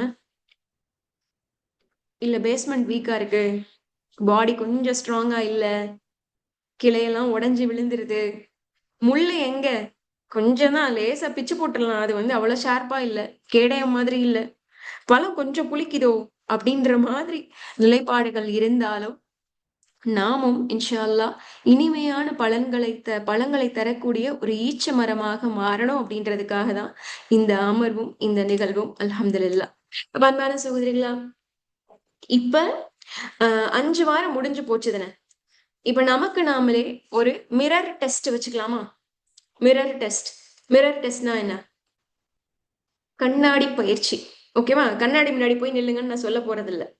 இப்ப இந்த செஷனுடைய ஃபர்ஸ்ட் வகுப்புல நான் ஒரே ஒரு 10 கேள்விகள் மட்டும் கேட்டு உங்களுக்கு நீங்களே அசஸ் பண்ணுங்க அப்படின்னு சொன்னேன். உங்களுக்கு நீங்களே மார்க் போட்டுக்கோங்க அப்படின்னு சொன்னேன். சரியா? இப்ப இந்த செஷனுடைய கடைசிக்கு வந்துட்டோம்ல. நம்ம கிட்ட நிஜமாவே சில விஷயங்கள்ல மாற்றம் இருக்கா அப்படின்றத நமக்கு நாமளே டெஸ்ட் பண்ணிக்கலாமா இப்ப? ம்? ரொம்ப சிம்பிளான ஒரு அதே 10 கேள்விதான். ஓகே. ரெடியா? நீங்க ரெடின்னு சொல்லும்போது நான் ஒவ்வொரு கொஸ்டினா சொல்றேன். நீங்க இதுக்கு உங்களுக்கு ஒரு வார்த்தையில ஆன்சர் பண்ணாலும் சரி, இல்ல நீங்க ஒரு சென்டென்ஸ்ல எழுதணும்னு நினைச்சாலும் சரி, நீங்க உங்களுடைய நோட் புக்ல ஆன்சர் பண்ணிக்கலாம். ஓகே. ஓகே. ஸ்டார்ட் பண்ணலாமா? சரி. முதல் கேள்வி என்ன அப்படின்னு சொன்னா, முதல் கேள்வி டைட்டில் மிரர் டெஸ்ட்ன்னு போட்டுக்கோங்க. இங்கிலீஷ் தெரியறவங்க. இல்ல அப்படின்னு சொன்னா கண்ணாடி பயிற்சி அப்படின்னு போட்டுக்கோங்க. ஓகே. முதல் இது என்ன அப்படின்னா, அல்லாஹ்வுடனான என்னுடைய உறவு இப்ப இந்த காலகட்டத்துல இந்த கிளாஸுக்கு அப்புறம் எப்படி இருக்கு? கிளாஸ்க்கு முன்னாடி எப்படி இருந்துச்சுன்னு உங்களுக்கு தெரியும். இப்ப கிளாஸுக்கு அப்புறம் அல்லாஹ்வுடனான என்னுடைய இந்த ரிலேஷன்ஷிப், இந்த உறவாடுதல் எப்படிப்பட்டதாக இருக்கு? நீங்க அதுக்கு என்ன வேணா ஆன்சர் பண்ணலாம். இன்னும் கொஞ்சம் பலவீனமா தான் இருக்கு. இல்ல கொஞ்சம் ஸ்ட்ராங்கா இருக்கு. அப்படியே தான் இருக்கு. நீங்க என்ன வேணா ஆன்சர் பண்ணிக்கலாம். இந்த கொஸ்டின் வந்து உங்களுக்கு நான் குரூப்ல ஷேர் பண்ணி விடுறேன். சரியா? 2வது கேள்வி. 5 நேர தொழுகைகளில் எந்த நேர தொழுகையில் நான் அதிகமாக தடுமாறுகின்றேன்? அதாவது எந்த நேர தொழுகை எனக்கு ரொம்ப கஷ்டமானதா இருக்கு? ஃபஜர்ல இருந்து இஷா வரைக்கும் என்ன வேணா நீங்க போட்டுக்கலாம். எந்த நேரத்தின் தொழுகை எனக்கு மிகவும் கடினமானதாக இருக்கின்றது?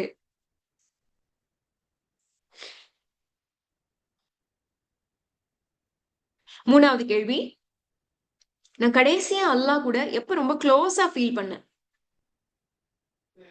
அது வந்து இன்னைக்கு ஃபஜரா இருக்கலாம்.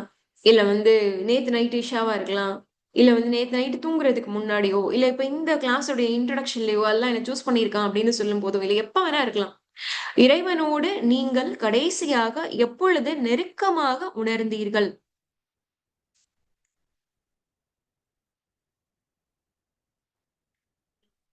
சரி. 4வது கேள்வி. என்னுடைய உடல்நிலை எப்படி இருக்கின்றது? என்னோட உடல்நிலை எப்படி இருக்கு? அது மட்டும் இல்லாம, அந்த அந்த கொஸ்டின்லயே அடுத்த பகுதி என்ன அப்டின்னா, நான் என்னுடைய ஆரோக்கியத்துல சரியான கவனம் செலுத்துறது இல்லையோ? கவனம் செலுத்துறேனா? என்னுடைய உடல்நிலை எப்படி இருக்கு? எனது ஆரோக்கியத்தில் நான் சரியான கவனம் செலுத்துகின்றேனா?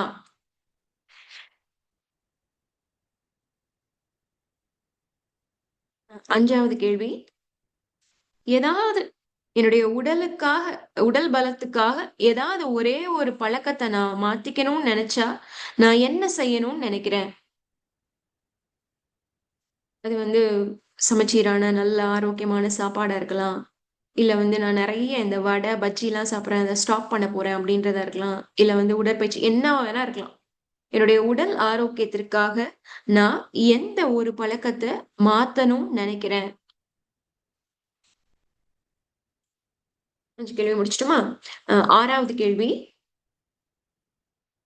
எந்த எந்த உணர்வு என்ன ரொம்ப பலவீனமாக்குது? எந்த உணர்வு என்ன ரொம்ப பலவீனமாக்குது? உதாரணத்துக்கு கோவம், இல்ல பயம், இல்லன்னா சோகம், இல்லன்னா குற்ற உணர்ச்சி. இந்த 4 உணர்வுகள்ல 4 உணர்வுகளோ, இல்ல இத தாண்டி வேற ஏதாவது அதாவது இந்த கோவம் வந்துச்சுன்னு சொன்னா, எனக்கு நான் என்ன செய்றேன்னு எனக்கே தெரியாத அளவுக்கு ஏதாவது செஞ்சுடுறேன். இல்ல பயம் வந்துச்சுன்னு சொன்னா, என்னையே என்னால வந்து கண்ட்ரோல் பண்ணவே முடியல. நான் வந்து அப்படியே உடைஞ்சு போயிர்றேன். இல்ல ஏதாவது ஒரு சோகம் வந்துருச்சு அப்படின்னு சொன்னா, என்னால சாப்பிட கூட முடியல. இல்ல சில நேரங்கள்ல எதுக்கு பதட்டமாகுறேன்னே தெரியல. படபடன்னு வந்துருச்சு அப்படின்னு சொன்னா, என் கூட இருக்கிறவங்கலாம் பயந்து போயிடுறாங்க. அந்த அளவுக்கு வந்து இந்த உணர்வு மட்டும் என்ன ரொம்ப சிரமப்படுத்துது அப்படின்னு சொல்லிட்டு, நீங்க எந்த உணர்வ உங்கள கண்ட்ரோல் பண்ணக்கூடிய உணர்வா நினைக்கிறீங்க? நீங்க கண்ட்ரோல் பண்ற உணர்வு இல்ல. உங்கள எந்த உணர்வு கண்ட்ரோல் பண்ணுதுன்னு நான் கேட்கிறேன்.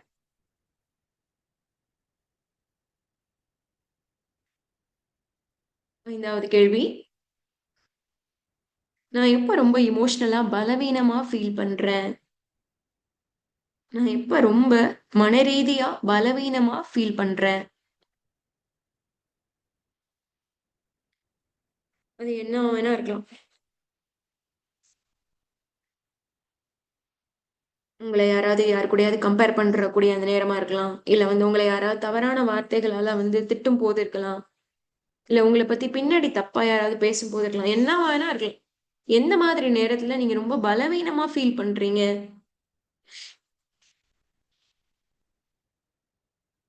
ஓகேவா? இது வந்து ஆம் உங்களுடைய உள்ளம் சார்ந்தது. அடுத்து வந்து அறிவு சார்ந்ததுக்கு.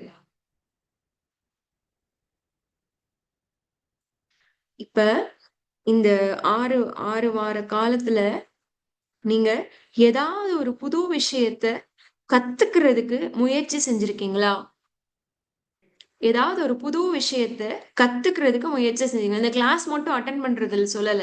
அத தாண்டி போய் தனியா ஏதாவது கிளாஸ்ல ஜாயின் பண்ணியோ, இல்ல வந்து ஏதாவது இப்ப குரான் கத்துக்கக்கூடிய வகுப்புகளோ, இல்ல வந்து ஏதாவது வந்து ரீடிங் கிளாஸஸோ, இல்லன்னா வந்து ஏதாவது புது கோர்ஸ் உங்களுடைய கல்வி சார்ந்து, உங்களுடைய துறை சார்ந்து ஏதாவது கோர்ஸ் இருந்தது. இந்த மாதிரி இந்த 6 வார காலங்கள்ல ஏதாவது புதுசா இந்த கிளாஸ் தாண்டி வேற ஏதாவது போய் நீங்க கல்வி கத்துக்கிறதுக்கு முயற்சி செஞ்சிருக்கீங்களா? அது நியூஸ் பேப்பர் நாலேஜா இருந்தா கூட சரி. ஜிகே நான் கத்துக்கணும். ஜெனரல் நாலேட்ஜ் உலகத்துல இருக்கிற நடப்புகள வந்து நான் தெரிஞ்சுக்கணும் அப்படின்றதோ, இல்ல நான் ஒரு புத்தகம் தொடர்ச்சியா வாசிச்சுட்டு இருக்கேன். எதுவா வேணா இருக்கலாம். ஏதாவது புதுசா கத்துக்கிறதுக்கு முயற்சி செய்றீங்களா?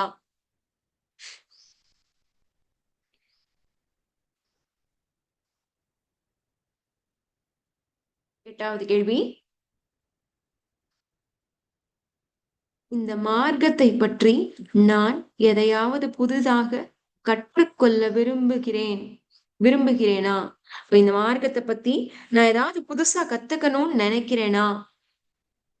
நினைக்கிறீங்களா? அப்படின்றது தான் கேள்வி. எவ்வளவோ விஷயங்கள் இருக்கு. கடல் மாதிரி நபி ஸல்லல்லாஹு அலைஹி வஸல்லம் சொல்றாங்க. நமக்கு நமக்கு இருக்கக்கூடிய அறிவு நமக்கு இருக்கக்கூடிய அறிவு ஒரு சிட்டுக்குருவி வந்து ஓஷன்ல போய் ஆழ்கடல்ல போய் தண்ணி குடிச்சுச்சு அப்படின்னு சொன்னா அதனால எவ்வளவு குடிக்க முடியும்? 2, 3 சொட்டு தானே குடிக்க முடியும். அவ்வளவு எவ்வளவு கல்வி கத்துக்கிட்டாலும் நம்மளுடைய அறிவும் ஏறத்தாழ வந்து அவ்வளவுதான் வந்து நம்மளால எடுத்துக்க முடியும். அப்ப நம்ம கத்துக்காத விஷயங்கள் கடல் மாதிரி ஆழமா இருக்கு. இப்ப மார்க்கம் சார்ந்து ஏதாவது நீங்க வந்து புதுசா வந்து கத்துக்கணும்னு விரும்புறீங்களா?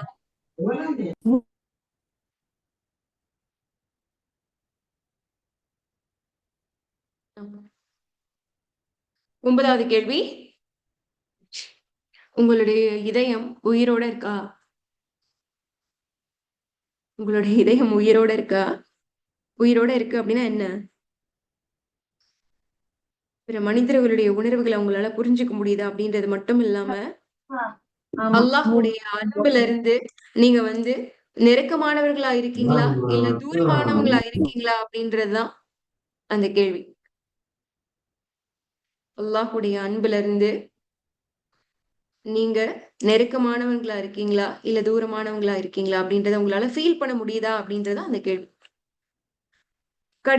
கடைசி கொஸ்டின் 11வது கொஸ்டின். எந்த பாவத்த உங்களால விடவே முடியல? பாவம் அப்படின்றத விட எந்த தவற, இல்ல எந்த குற்ற செயல உங்களால விடவே முடியல? வெளிய வந்துரணும்னு நெனச்சா கூட திரும்ப திரும்ப போய் அதுல மாட்டிக்கிறீங்களா?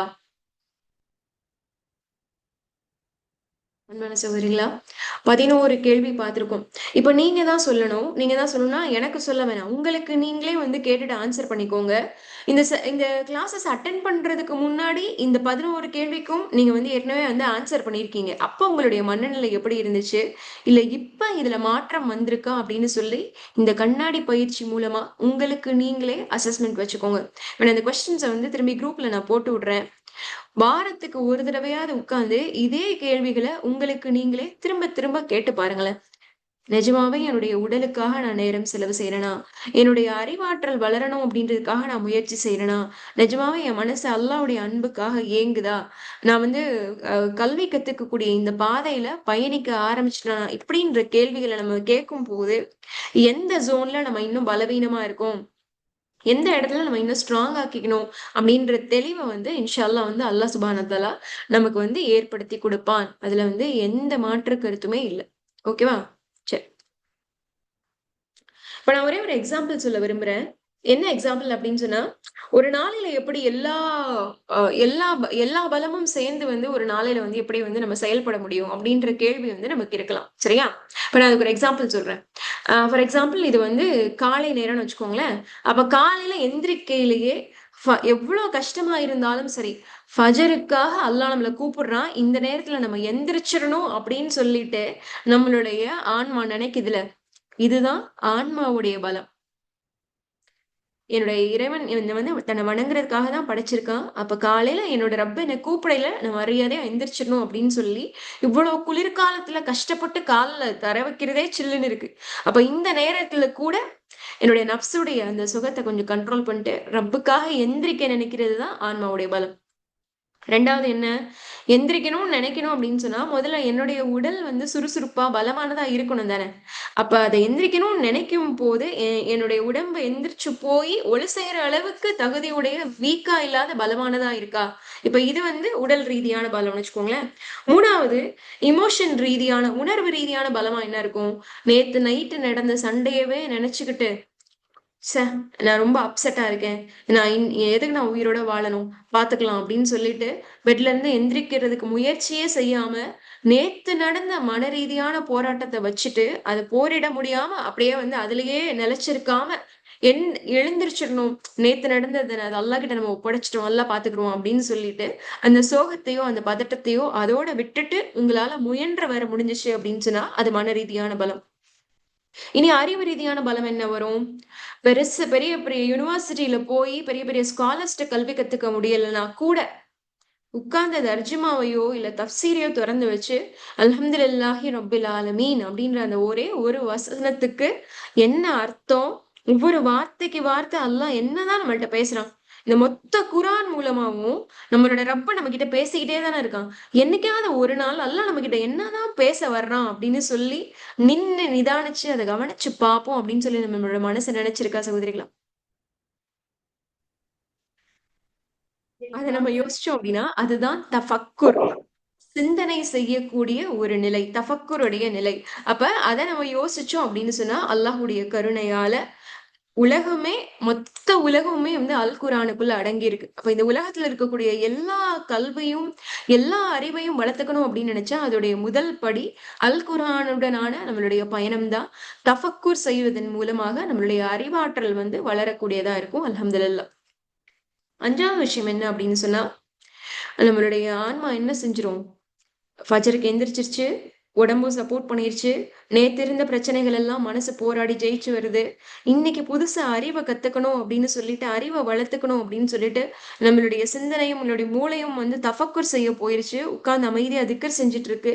இது எல்லாம் சேர்ந்து இருக்கும் போது நம்மளுடைய நம்மளுடைய இந்த சோல் நம்மளுடைய ஆன்மா அழகாகிறது மூலம் மட்டும் இல்லாம நம்மளுடைய மொத்த கேரக்டரும் இனிமையாகுது. இனிமையாகும் போது என்ன ஆகுது, என் பிள்ளைகிட்ட, என்னுடைய கணவர்கிட்ட, என் வீட்டுல இருக்கக்கூடிய என்னுடைய உறவினர்கள்கிட்ட, என்னுடைய அண்டை வீட்டார்கிட்ட எல்லாருக்கிட்டையும் என்னுடைய இந்த நல்ல விஷயங்கள் எல்லாம் மாற்றத்தையும் தாக்கத்தையும் ஏற்படுத்தக்கூடியதாக மாறிக்கிட்டே இருக்கு. நாளுக்கு நாள் நான் அழகாயிட்டே இருக்கேன். அழகாயிட்டே இருக்கேன்னா பிசிக்கலா மட்டும் இல்லாம இமோஷனலாவும் சரி, இன்டலெக்சுவலாவும் சரி, ஆன்ம ரீதியாவும் சரி எல்லாமே சேர்ந்து என்னுடைய முகத்துல அவ்வளவு ஒரு நூறையும் பிரகாசத்தையும் ஏற்படுத்தக்கூடியதா மாறுது அப்படின்னு சொன்னா அது மிகையானது இல்ல. அல்ஹம்துலில்லாஹ்.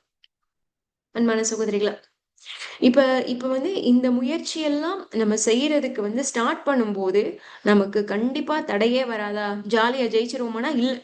கண்டிப்பா நிறைய தடை வரும். அப்ப நம்ம நம்ம வந்து இனி டிராவல் பண்ண போற இந்த பாதையில என்னென்ன தடை வரும் அப்படின்னு சொல்லி ஒரு நிமிஷம் யோசிச்சு பார்ப்போமே. என்னென்ன தடைகள் எல்லாம் வரும் அப்படின்னு யோசிச்சோம் அப்படின்னா அந்த தடைகள் எல்லாம் எப்படி நம்ம தாண்டி வர்றது அப்படின்ற வழிகாட்டலையும் அல்லாஹ் சுப்ஹானஹு வ தஆலா நமக்கு ஏற்படுத்தி கொடுத்துருவான். அப்ப என்ன தடை வரும், முதல்ல நம்ம என்ன செய்வோம் அப்படின்னு சொன்னா இன்னைக்கு இப்ப இப்ப ஃபைனல் கிளாஸ் முடிச்சிட்டோன்னு நமக்கு என்ன செய்யும், ஒவ்வொரு கிளாஸும் அட்டென்ட் பண்ண உடனே என்ன செய்யும், ஒரு புதுசா ஒரு புத்துணர்ச்சி கிடைக்கும். இதை செஞ்சிடணும் அதை செஞ்சிடணும், இனிமே பாரு நான் டெய்லி வந்து எப்படியாவது 1/2 மணி நேரம் வாக்கிங் போயிடுவேன், என்ன ஆனாலும் சரி நான் டெய்லி ஒரு கீரை சேர்த்துக்கிருவேன், இல்ல அப்படின்னு சொன்னா டெய்லி ஒரு குரான் வசனத்துக்கு நான் அர்த்தம் தெரிஞ்சுக்கிருவேன், அதை நான் எழுதி பார்த்துருவேன், வேர்ட் டு வேர்டு நான் படிச்சிருவேன், டெய்லி இனிமே தஹஜ்ஜுதுக்கு எஞ்சிருவேன் பாரு, இனி எப்படி திக்ர் செய்யறேன் பாரு அப்படின்னு சொல்லிட்டு நம்ம என்ன செய்வோம், எல்லாத்தையும் மொத்தமா இழுத்து போட்டு எல்லாத்தையும் செஞ்சிருவோம் அப்படின்னு சொல்லிட்டு மொத்தமா செய்வோம். மொத்தமா செஞ்சுட்டு கடைசியில என்ன ஆயிரும், அந்த ஆர்வம் வந்து குறையிறது மட்டும் இல்லாம நம்மளே ரொம்ப டயர்ட் ஆயிரும். ரொம்ப டயர்ட் ஆகும் போது என்ன ஆயிரும், ச்சே நான் ஒரு பெர்ஃபெக்ட் பிலீவரே இல்ல, என்னால வந்து பலமான இறை நம்பிக்கையாளரா இருக்கவே முடியாது, நான் எவ்வளவோ முயற்சி செஞ்சுட்டேன், ஆனாலும் வந்து நான் தோத்து போயிட்டேன், என்னாலலாம் இது முடியாதுப்பா, அவ்வளவுதான் அல்லாஹ்வுக்கு என்ன பிடிக்கல போல, கை விட்டுருவோம், நம்ம வாழ்ற வாழ்க்கையை வாழ்ந்துக்கலாம் அப்படின்னு சொல்லிட்டு எல்லாம் செய்யணும் அப்படின்ற முயற்சியில கடைசியில என்ன ஆயிரும், எதுவுமே என்னால செய்ய முடியாது அப்படின்னு சொல்லிட்டு அவநம்பிக்கை ஆயிரும். இத தயவு செஞ்சு செய்யவே கூடாது. ஏன் அப்படின்னா, ஒண்ணே ஒண்ணு தவறி போனா கூட, இல்ல மொத்த இடத்துலயுமே நம்ம சரிஞ்சு போனா கூட, நம்ம திரும்பி எந்திரிச்சு வரணும், திரும்பி முயற்சி செய்யணும் அப்படின்றது தான் வந்து இறைவனுடைய அழகான அழைப்பா இருக்கு. இத வந்து நம்ம வந்து நல்லா மனசுல ஞாபகம் வச்சுக்கணும். நான் விழுந்தா கூட நான் திரும்பி எந்திரிப்பேனா அப்படின்றது தான் வந்து என்னுடைய சிந்தனையா இருக்குமே தவிர, நான் தான் இப்ப வந்து அம் 10 நாள் கரெக்ட்டா செய்யணும்னு நெனச்சேன். 2 நாள் தான் செஞ்சேன். 3வது நாள்ல இருந்து செய்ய முடியல. சரி விடு பாத்துக்கலாம் அப்படின்னு சொல்லிட்டு மொத்தமா செய்யாம விட்டுறத விட, 3வது நாள், 4வது நாள் செய்யலன்னா பரவால்ல. 5வது நாள் நான் திரும்பி ஸ்டார்ட் பண்றேன் பாரு அப்படின்னு சொல்லி முயற்சி செய்ய வேண்டும். இது ஃபர்ஸ்ட். இதுதான் வந்து முதல் தடையா வரும். அவ்வளோ ஆர்வமா செய்ய போவோம். 2 நாள் செய்வோம். 3வது நாள்ல இருந்து விட்டுருவோம். 3வது நாள் விட்டா கூட பரவால்ல. 4வது நாள்ல இருந்து ஆரம்பிக்கிறதுனால எந்த தவறுமே ஆகாது. இன்னொரு பெரிய தடை என்ன தடை வரும் அப்படின்னு சொன்னா, நம்ம என்ன செய்வோம் அப்படின்னா, நெறைய நேரங்கள்ல நம்மள கொண்டு போய் அடுத்தவங்களோட கம்பேர் பண்ணி பார்த்துக்கிட்டே இருப்போம். ச்சே! அது மட்டும் பாரு, எப்படி வந்து டெய்லி தஹஜ்ஜுதுக்கு அவங்க மட்டும் எந்திரிச்சுடுறாங்க. எப்படி வந்து அ திங்கட்கிழமையும், வியாழக்கிழமையும் அவங்க மட்டும் நோன்பு வச்சுடுறாங்க அப்படின்னு சொல்லிட்டு நம்ம என்ன செய்வோம் அப்படின்னு சொன்னா, நம்ம லைஃப்ல இருக்கக்கூடிய ஃபர்ஸ்ட் சாப்டர இன்னொருத்தர் லைஃப்ல இருக்கக்கூடிய 30த் சாப்டரோட போய் கம்பேர் பண்ணிட்டு இருப்போம். நம்ம வாழ்க்கையில இன்னைக்கு தான் முயற்சி ஆரம்பிச்சிருக்கோம். ஆனா நம்ம என்ன செய்வோம்? நம்மள கொண்டு போய் ஏற்கனவே 30 மாசம் உழைச்சுக்கிட்டு இருக்க ஒருத்தரோட போய் கம்பேர் பண்ணிட்டு இருப்போம். அது என்ன செய்யும்? நம்மள ரொம்ப டீமோட்டிவேட் பண்ணிரும். அவங்க அவ்ளோ பாதைகள கடந்து வந்திருப்பாங்க. நெறைய கஷ்டங்களுக்கு அப்புறம் தான் திரும்பி, திரும்பி விட்டு, விட்டு, விட்டு இப்பதான் அவங்க ஒரு ஹேபிட்டுக்கு வந்திருப்பாங்க. அவங்களோட போயி புதுசா பழக்கத்த ஆரம்பிக்கக்கூடிய நம்ம கம்பேர் பண்ண ஆரம்பிச்சோம் அப்படின்னு சொன்னா, அதுவே வந்து நம்மள வந்து நம்மளுடைய முயற்சிகள்ல வந்து பின்வாங்குறதுக்கு வந்து நம்மள வந்து தோல்வியடைய செஞ்சுரும். அதனால நம்மளுடைய செயல்பாடுகள யாருடைய செயல்பாடுகளையும் போய் கம்பேர் பண்ணக்கூடாது. ஏன் அப்படின்னா, அல்லாஹ் ஒவ்வொருத்தரையும் தனித்தனியா படைச்சிருக்கான். ஒவ்வொருத்தருக்கும் தனித்தனி டெஸ்ட் வச்சிருக்கான். ஒவ்வொருத்தருடைய வாழ்க்கையுடைய பாதையும் தனித்தனியா தான் அமைச்சிருக்கான். இப்ப வந்து சஹாபாக்களயே எடுத்துட்டோம் அப்டின்னா, அபூபக்கர் சித்திக் ரலியல்லாஹுக்கு அவ்வளவு செல்வத்த குடுத்தான். அவ்வளோ செல்வத்த குடுத்து, அவங்களுக்கு வந்து அது வந்து அவங்களுடைய சோதனை அஞ்சு நெறைய நல்ல விஷயங்கள செய்ய வச்சான். அந்த செல்வமும், நல்ல விஷயங்களும் எல்லாமே சேர்ந்து அவங்கள வந்து சொர்க்கத்துக்கு கூட்டிட்டு போறதா இருந்துச்சு. ஆனா, பிலால் ரலியல்லாஹு அன்ஹுக்கு எப்படிப்பட்ட வாழ்க்கைய அமைச்சான்? அவங்கள ஒரு அடிமையா தான் படைச்சான். அவங்க அதிகமான டார்ச்சரையும், அதிகமான கொடுமையும் அனுபவிச்சிருக்காங்க. அவங்களுக்கு அல்லாஹ் சுப்ஹானஹு வ தஆலா அழகான ஈமான குடுத்தான். அதான்னு சொல்லி எல்லாரையும் அழைக்கக்கூடிய வாய்ப்பு குடுத்தான். அவங்களுக்கும் அல்லாஹ் சுப்ஹானஹு வ தஆலா வந்து சொர்க்கத்துல வந்து ஒரு தரஜாவ குடுத்தான். ஆனா 2 பேருக்கும் இதுல வந்து அல்லாஹ்வுக்கு அபூபக்கர் சித்திக் ரலியல்லாஹு தான் பிடிச்சிருக்கு. அதனால அவர வந்து ஒரு குறைஷியா படைச்சு, அதுக்கப்புறம் நெறைய பணக்காரரா படைச்சு வச்சிருந்தான்.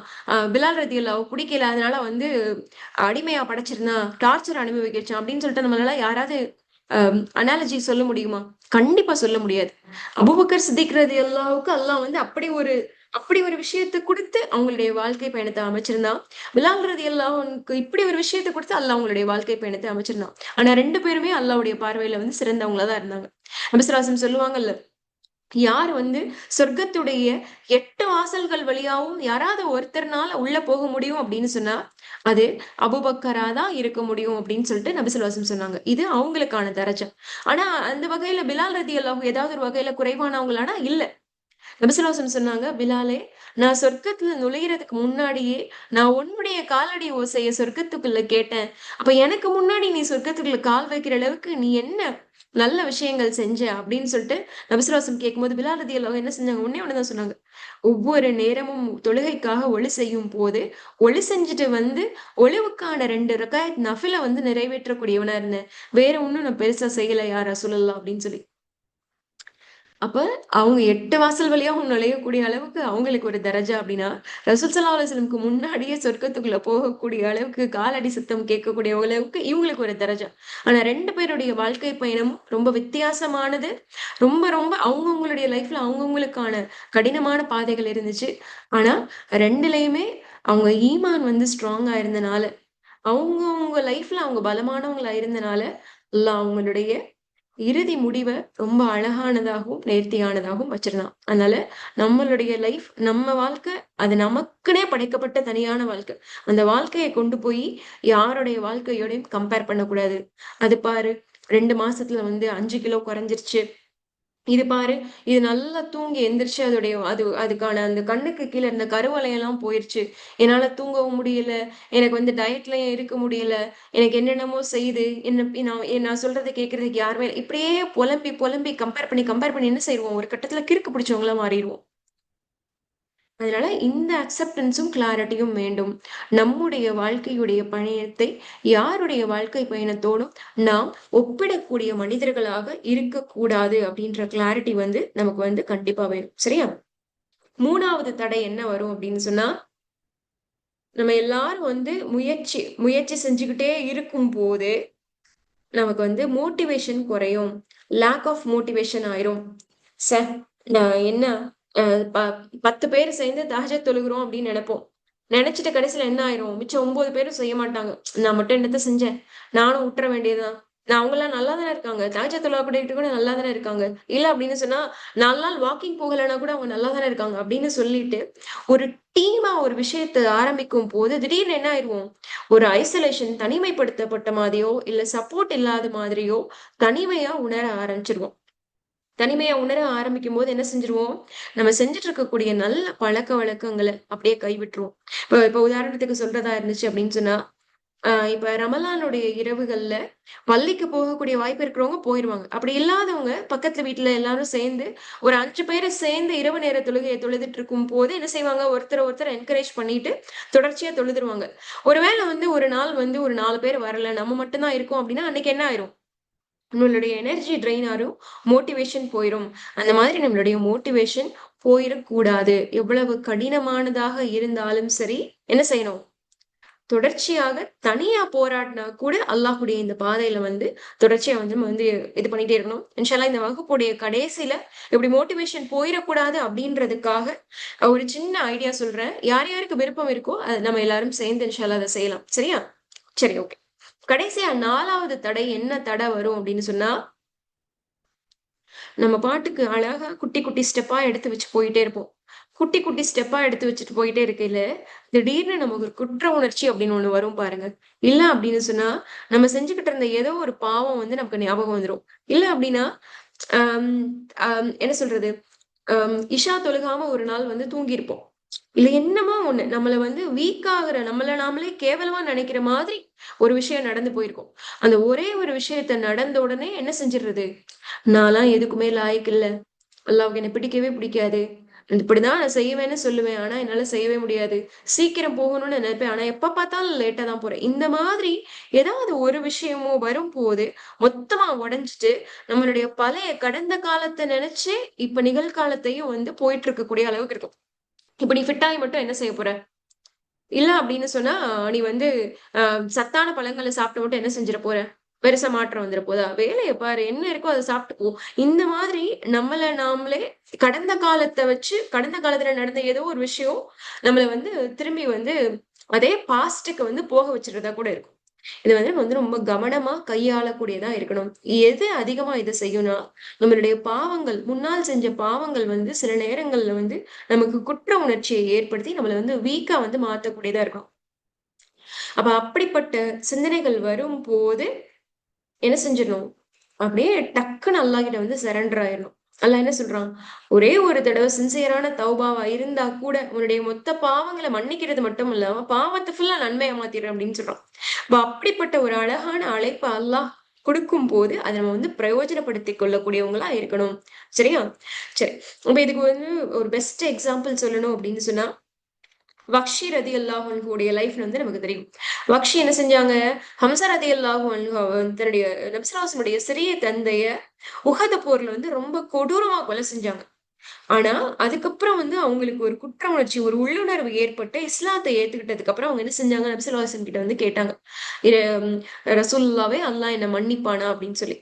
நபி ஸல்லல்லாஹு அலைஹி வஸல்லம் சொன்னாங்க, அல்லாஹ் உன்னுடைய மன்னிப்பை ஏத்துக்கிட்டான் அப்படின்னு சொல்லிட்டு அமைதியா இருந்துட்டாங்க. அதுக்கப்புறம் வக்ஷியுடைய வாழ்க்கை எப்படி மாறுச்சு? அந்த குற்ற உணர்ச்சியிலே இருந்தவரு, கடைசியா பார்த்தா, முசைலமா அப்படின்னு நான் தான் நபி அப்படின்னு சொல்லக்கூடிய அந்த பொய்யன் முசைலமாவ கொலை செய்யக்கூடிய அளவுக்கு ஆற்றலையும், வாய்ப்பையும் அல்லாஹ் ஏற்படுத்தி குடுத்தான். அப்ப இந்த டிரான்ஸ்ஃபர்மேஷன பாருங்களேன்.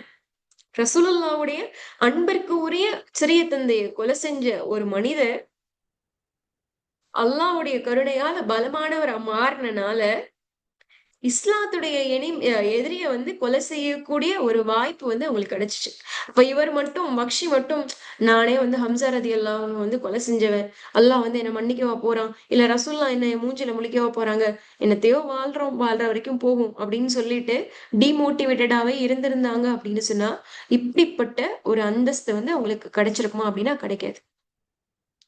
அன்பான சகோதரிகளா, அப்ப நம்ம இப்படி அழகான முயற்சியை எடுக்கும் போது நம்மளுடைய லைஃப்ல வந்து நிறைய தடைகள் வரதான் செய்யும்.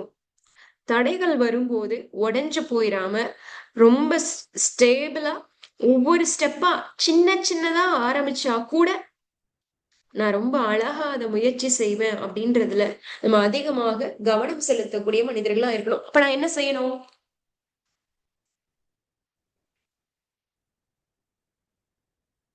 என்ன செய்யணும் அப்படின்றத ஒவ்வொரு விஷயத்திலயும் சின்ன சின்ன எக்ஸாம்பிள்ஸ் சொல்றேன். நீங்க நோட் பண்றாருன்னா நோட் பண்ணிக்கோங்க. சரியா? நான் எங்க இருந்து ஆரம்பிக்கணும்? எங்க இருந்து எதுல இருந்து நான் வந்து இந்த இந்த பயணத்தை இந்த பலமான இறைநம்பிக்கையாளர் அப்படின்ற இந்த பயணத்தை ஆரம்பிக்கணும் அப்படின்னு சொன்னா, நபி ஸல்லல்லாஹு அலைஹி வஸல்லம் சொல்றாங்க, அல்லாஹ்வுக்கு சிறியதாக இருந்தாலும் தொடர்ச்சியாக செய்யக்கூடிய செயல்களே அல்லாஹ்வுக்கு மிகவும் விருப்பத்திற்குரியது. உங்களால என்ன முடியுதோ அத மட்டும் நீங்க செய்யுங்க. நீங்க டயர்ட் ஆகுற வரைக்கும் அல்லாஹ் வந்து கூலி கொடுக்கறதுல வந்து டயர்ட் ஆகுறது இல்ல. இதெல்லாம் வந்து நபி ஸல்லல்லாஹு அலைஹி வஸல்லம் சொல்லக்கூடிய நபிமொழிகள். அப்ப அன்பான சகோதரிகளா, நான் வந்து மலைய உடைக்க போறேன், மரத்த வெட்ட போறேன், அப்படி இப்படின்னு சொல்லிட்டு வீராவேசம் பேசி ஒரு 4 நாள்ல சோர்ந்து திரும்பி படுத்துக்கிறது இல்ல நம்மளுடைய வாழ்க்கை. அப்ப நம்ம என்ன செய்யணும் அப்படின்னு சொன்னா, ஸ்டெப் பை ஸ்டெப்பா செய்யுங்க. உதாரணத்துக்கு சொல்றதா இருந்துச்சு அப்படின்னு சொன்னா, ஈமான் ரீதியா பலப்படுத்துறதுக்கு முதல்ல ம் நான் வந்து 25 நாள் இல்லன்னா 30 நாள் பீரியட்ஸ் வர்றவங்கள 30 நாள் முதல்ல 1 மாசம் முழுக்க கரெக்ட்டா ஃபஜ்ர ஷார்ப்பா அந்த நேரத்துல மிஸ் பண்ணாம தொழுதுருவேன். இது ஒரு சின்ன ஸ்டெப். இல்ல அப்படின்னு சொன்னா, ஃபஜ்ர நான் வந்து கரெக்ட்டா தொழுதுருவேன்ல. அதே மாதிரி ரொம்ப இல்லன்னா கூட ஒரே ஒரு பேஜ் குரான் வாசிச்சுட்டு, அரபிலயும் வாசிச்சுட்டு, தமிழ் அர்த்தத்தையும் வாசிச்சுருவேன். இல்லையா? தூங்குறதுக்கு முன்னாடி என்னவா இருந்தாலும் சரி, 5 நிமிஷம் தனியா உட்கார்ந்து, இன்னைக்கு முழுக்க நான் என்னென்ன செஞ்சேன்? இதுல எதெல்லாம் அல்லாஹ்வுக்கு புடிச்ச மாதிரி இருந்துச்சு? அல்லாஹ்வுக்கு பிடிக்காதத நான் என்ன செஞ்சிருக்கேன்? நாளைக்கு இன்ஷா அல்லாஹ் இத செய்ய மாட்டேன் அப்படின்னு சொல்லி 5 நிமிஷம் தூங்குறதுக்கு முன்னாடி உட்கார்ந்து, எனக்கு நானே கேள்வி கேட்டு அல்லாஹ் கிட்ட துஆ கேட்டுட்டு தான் தூங்குவேன். இதெல்லாம் வந்து நம்மளுடைய ஈமானை பலப்படுத்துறதுக்கான பயிற்சியில சின்ன சின்ன பயிற்சி. இது மாதிரி எதுவா வேணா இருக்கலாம். ஓகேவா? சரி. இப்ப உடல் ரீதியா நம்ம பார்த்தோம் அப்படின்னு சொன்னா, உடல் ரீதியா வந்து எதெல்லாம் வந்து நம்ம கொண்டு வரலாம்? ஏற்கனவே வந்து அவ்ளோ வண்டியா உங்களுக்கு நோட்ஸ் அனுப்பிச்சிருக்கேன். ஆனாலும் உங்களுக்கு நான் திருப்பி அத அனுப்பிச்சு விடுறேன். உடல் ரீதியா பார்த்தோம் அப்படின்னு சொன்னா, என்ன செய்யலாம்? தினம் என்னவா இருந்தாலும் சரி, 20 நிமிஷம் கண்டிப்பா நான் வெளிய இல்லன்னா கூட வீட்டுக்குள்ளயாவது 20 நிமிஷம் கம்பல்சரியா வாக்கிங் பண்ணுவேன். நல்ல கையும், காலையும் நல்ல வீசி நடக்கக்கூடிய அளவுக்கு உடல் வந்து ஸ்ட்ரெயின் ஆகக்கூடிய அளவுக்கு தினமும் 20 நிமிஷமாவது கம்பல்சரியா வாக்கிங் பண்ணுவேன். இப்படின்ற வகையில சிறுசா ஆரம்பிக்கலாம். டெய்லி 2 மணி நேரம் நடக்கிறேன், 10,000 ஸ்டெப் நடக்கிறேன் அதெல்லாம் வேணாம். சின்னதா ஆரம்பிக்கலாம். அது வந்து சாத்தியமானதாக இருக்கணும். இன்ஷா அல்லாஹ் 20 நிமிஷம் வந்து நான் வந்து டெய்லி வந்து வாக்கிங் மிஸ் பண்ணாம நான் போவேன்.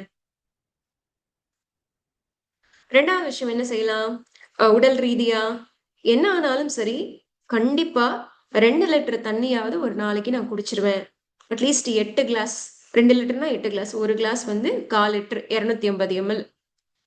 அப்ப 2 லிட்டர் அப்படின்னு சொன்னா 8 கிளாஸ் தண்ணியாவது தினமும் நான் கண்டிப்பா குடிச்சிருவேன்.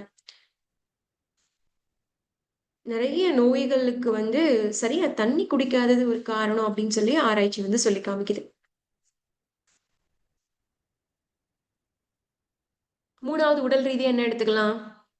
உலகமே 2ஆ போனாலும் சரி, 10:30 மணிக்குள்ள கண்டிப்பா என் மொத்த குடும்பமும் தூங்கிரும். வெளிய இருந்து வர ஜென்ஸ விட்டுருங்க. வீட்டுக்குள்ள இல்ல சீக்கிரமே வந்துருவாங்க அப்படின்னு சொன்னா டிவிய போட்டுட்டோ, தேவையில்லாத பேசிட்டோ, மொபைல நோண்டிட்டோ இல்லாம, எதுவா இருந்தாலும் 10:30 மணிக்குள்ள இன்ஷா அல்லாஹ் லைட் அமத்திட்டு படுத்துருவோம். அதே மாதிரி காலையில ஃபஜர் வந்து 5:15 அப்படின்னு சொன்னா, அட்லீஸ்ட் ஒரு 5 மணிக்காவது எந்திரிக்க முயற்சி செய்வேன். என்னுடைய தூக்க நேரத்தையும், காலையில எந்திரிக்கிற நேரத்தையும் நான் ஸ்டாண்டர்ட் ஆக்க போறேன். இன்ஷா அல்லாஹ். இது உடல் ரீதியானது. ஓகேவா? முதல்ல ஈமானுக்கான 3 சின்ன சின்ன பயிற்சி பார்த்தோம். இப்ப வந்து உடலுக்கான 3 சின்ன சின்ன எக்ஸாம்பிள்ஸா நான் சொல்லிட்டு இருக்கேன். இது மாதிரி உங்களுக்கு ஃபீசிபிள் ஆனது நீங்க எத வேணா வந்து இம்ப்ளிமெண்ட் பண்ணிக்கலாம். இதுதான் நீங்க செய்யணும் அப்படின்லாம் இல்ல. சரியா? யூஸ்ஃபுல்லானதா இருக்கா? இல்ல நான் பாட்டுக்கு சொல்லி நீ பாட்டுக்கு சொல்லு. நாங்க பாட்டுக்கு உட்கார்ந்துருக்கோம். அப்படி உட்கார்ந்துருக்கீங்களா?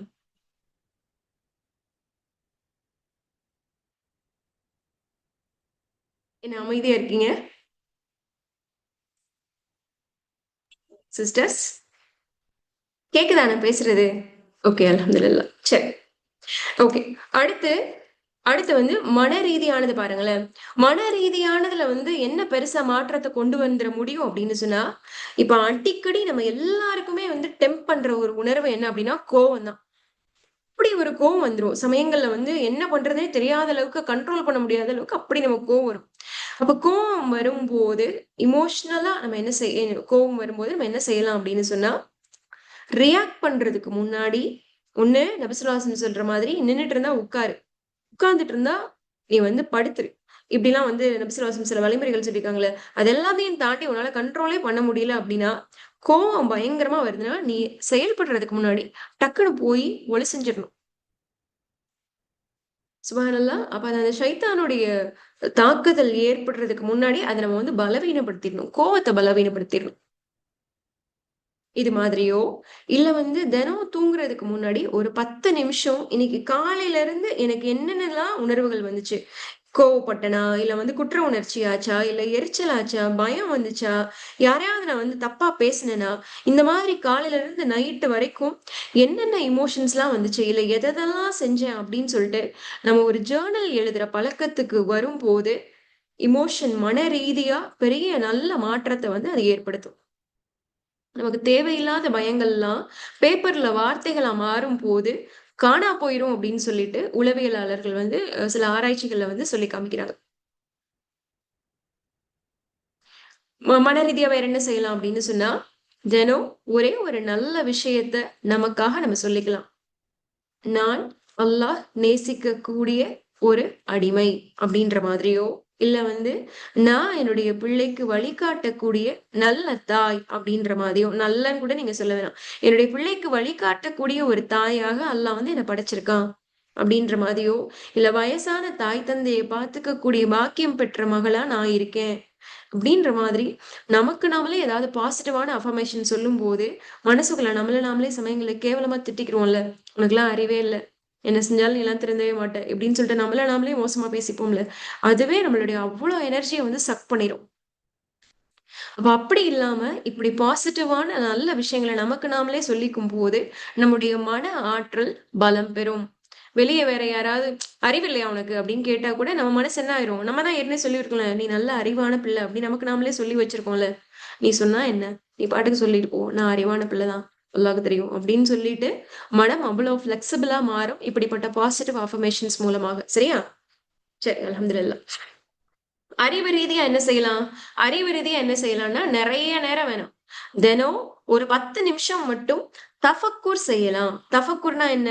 டெய்லி ஒரே ஒரு குரான் வசனத்த மட்டும் எடுத்து, அந்த குரான் வசனத்துக்கான அர்த்தம் என்ன? அப்படின்றத வந்து நம்ம பார்க்கலாம். குரான் வசனத்துக்கான அர்த்தம் என்னன்றத பார்த்துட்டு, அது ரீதியா நம்ம எப்படி யோசிக்கலாம் அப்படின்றத ஃபார் எக்ஸாம்பிள் நான் சொல்றேன் பாருங்களேன். அம் சூரத்து இப்ராஹிம் 14வது அத்தியாயத்துடைய 7வது வசனம். நீங்கள் நன்றி செலுத்து இன் ஷகர்தும் லஅஸிதன்னக்கும். இப்ப திங்கட்கிழமை காலையில நான் வந்து 10 நிமிஷம் வந்து இந்த வசனத்த வந்து நான் தஃபக்குர் பண்ண போறேன்னு வச்சுக்கோங்களேன். அ இன் ஷக்கர்தும் லஅஸிதன்னக்கும். நீங்கள் நன்றி செலுத்துபவராக இருந்தால் அல்லாஹ் அதை அதிகரிப்பான் அப்படின்றது தான் வசனம்னு வச்சுக்கோங்களேன். இத நான் தஃபக்குர் அப்படின்னா, இத நான் எப்படி யோசிக்கிறது? இத எப்படி யோசிக்கிறது அப்படின்னு சொன்னா, ஒரு 3 கேள்வி மட்டும் வச்சுக்கலாம் சகோதரிகள. நான் இது எல்லா நோட்ஸும் உங்களுக்கு நான் அனுப்புவேன். அதனால வந்து யாருமே நெறைய இருக்கே, நெறைய விஷயங்கள் அப்படியே டம்ப் பண்றோமே அப்படிலாம் நீங்க நினைக்காதீங்க. ஓகேவா? சரி. அப்ப இந்த ஒரு வசனத்த எடுத்துட்டேன்னா, எப்படி தஃபக்குர் பண்ணலாம்? "நீங்கள் நன்றி செலுத்தினா நான் உனக்கு அதிகப்படுத்துவேன்" அப்படின்னு சொல்றான். அப்ப எதுக்காக நன்றி செலுத்துவோம்? அல்லாஹ் நமக்கு கொடுத்திருக்கக்கூடிய அருள்களுக்காக தானே நன்றி செலுத்துவோம். அப்ப அல்லாஹ் நமக்கு என்ன அருள் கொடுத்திருக்கான் அப்படின்றத நம்ம யோசிச்சு பார்ப்போமா அப்படின்னு சொல்லிட்டு தஃபக்குர் பண்ணும்போது அல்லாஹ் இன்னைக்கு நமக்கு என்னென்ன அருள்கள் எல்லாம் கொடுத்திருக்கான் அப்படின்ற கேள்வி தஃபக்குருடைய முதல் பகுதி. சரியா? அப்ப அல்லாஹ் கொடுத்த இந்த அருள்களுக்காக நான் சும்மா வார்த்தையால மட்டும் நன்றி செலுத்தாம இத நான் எப்படி செய்கையால செயலால எப்படி நான் காமிக்கிறது? அல்ஹம்துலில்லாஹ் ரப்பே எனக்கு நீ நிறைய கொடுத்துருக்கடா, ரொம்ப நன்றிடா அல்லாஹ் அப்படின்னு சொல்லிடாம, ஃபார் எக்ஸாம்பிள் இப்ப வந்து அல்லாஹ் வந்து நமக்கு நிறைய பொருளாதாரத்தை கொடுத்துருக்கான் அப்படின்னா, அல்ஹம்துலில்லாஹ்டா அல்லாஹ் எனக்கு நிறைய காசு பணத்தை கொடுத்துருக்கேன், நிறைய நகை வச்சிருக்கேன் அப்படின்னு சொல்லிட்டு அதுக்கு மட்டும் நன்றி செலுத்திடாம, அந்த பொருளாதாரத்தின் மூலமாக எப்படி வந்து பிறருக்கு உதவி செய்யக்கூடிய அளவுக்கு நம்மளுடைய செயல் வந்து மாறணும் அப்படின்றத வந்து நம்ம யோசிச்சு பார்க்கலாம். சரியா? இது ரெண்டாவது தஃபக்குருடைய ரெண்டாவது வழிமுறை. மூணாவது என்ன செய்யலாம் அப்படின்னு சொன்னா, அல்லாஹ் நன்றி செலுத்தினா அதிகப்படுத்துறேன்னு சொல்றான்ல. அப்ப அல்லாஹ் எதை அதிகப்படுத்தணும் அப்படின்றத நம்ம விரும்புறோம். உதாரணத்துக்கு இப்ப இன்னைக்கு நான் வந்து இந்த வசனத்தை வாசிச்சுட்டு நான் நினைக்கிறேன், அல்லாஹ் இன்னைக்கு எனக்கு என்ன அருள் கொடுத்திருக்கான். ரப்பே உன்னுடைய குரான்ல இருந்து 3 வசனத்தை மனனம் பண்றதுக்கு எனக்கு இன்னைக்கு நீ வாய்ப்பு கொடுத்தல. ரொம்ப அல்ஹம்துலில்லாஹ் ரொம்ப சந்தோஷமா இருக்குடா அல்லாஹ் அப்படின்னு சொல்லிட்டு, அப்ப நான் வந்து அதை எப்படி என்னுடைய செயல்ல காமிக்கணும்?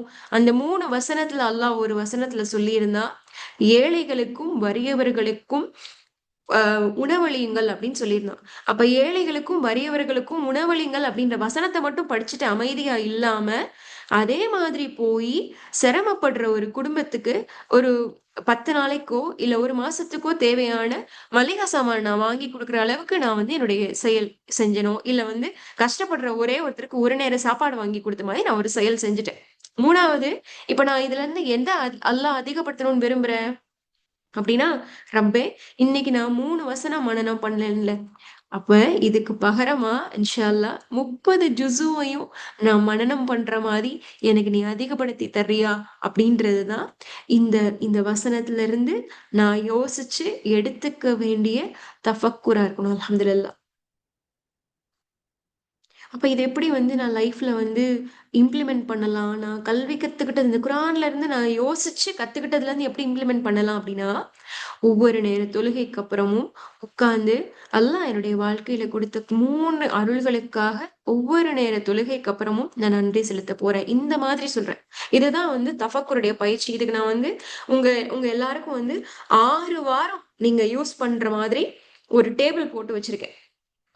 ஒவ்வொரு வாரமும் திங்கள்ல இருந்து ஞாயிற்றுக்கிழமை வரைக்கும் எந்தெந்த வசனத்தெல்லாம் எடுத்துக்கலாம், அந்த வசனத்தை எந்த 3 கேள்வியை கேட்டு யோசிக்கலாம், அந்த 3 கேள்வி கேட்டு யோசிச்சதுக்கு அப்புறம் எந்த ஒரே ஒரு செயல்பாட அந்த வசனத்துல இருந்து வாழ்க்கையா மாத்தலாம் அப்படின்னு சொல்லிட்டு இன்ஷால்லா உங்களுக்காக 6 வாரத்துக்குரிய டேபிள வந்து நான் போட்டு வச்சிருக்கேன்.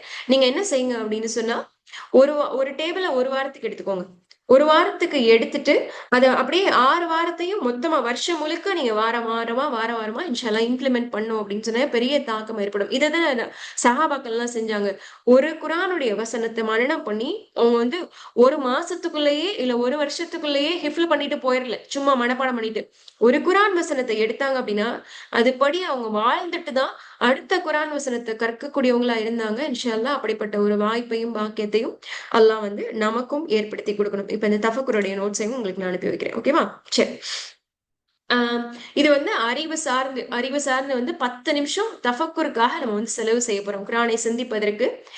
அடுத்து வந்து ஏதாவது ஒரு ஹதீத எடுத்து அத வாசிச்சு, அதோடைய பின்புலம் கதைகள் மாதிரிலாம் இருக்கும்ல. ரொம்ப சுவாரஸ்யமா இருக்கும்ல.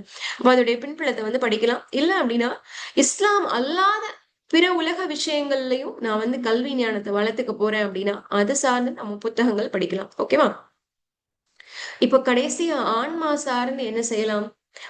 ஆன்மா சார்ந்து என்ன செய்யலாம் அப்படின்னு சொன்னா, டெய்லி என்ன வேணா நடக்கட்டுமே, டெய்லி 5 நேர தொழுகையில வந்து பாவ மன்னிப்பு கேட்கறது மட்டும் இல்லாம, ஏதாவது ஒரு டைம் 2 ரக்காயத் தௌபா தயவு செஞ்சு தௌபா நஃபில் வந்து தொழுதிரலாம்.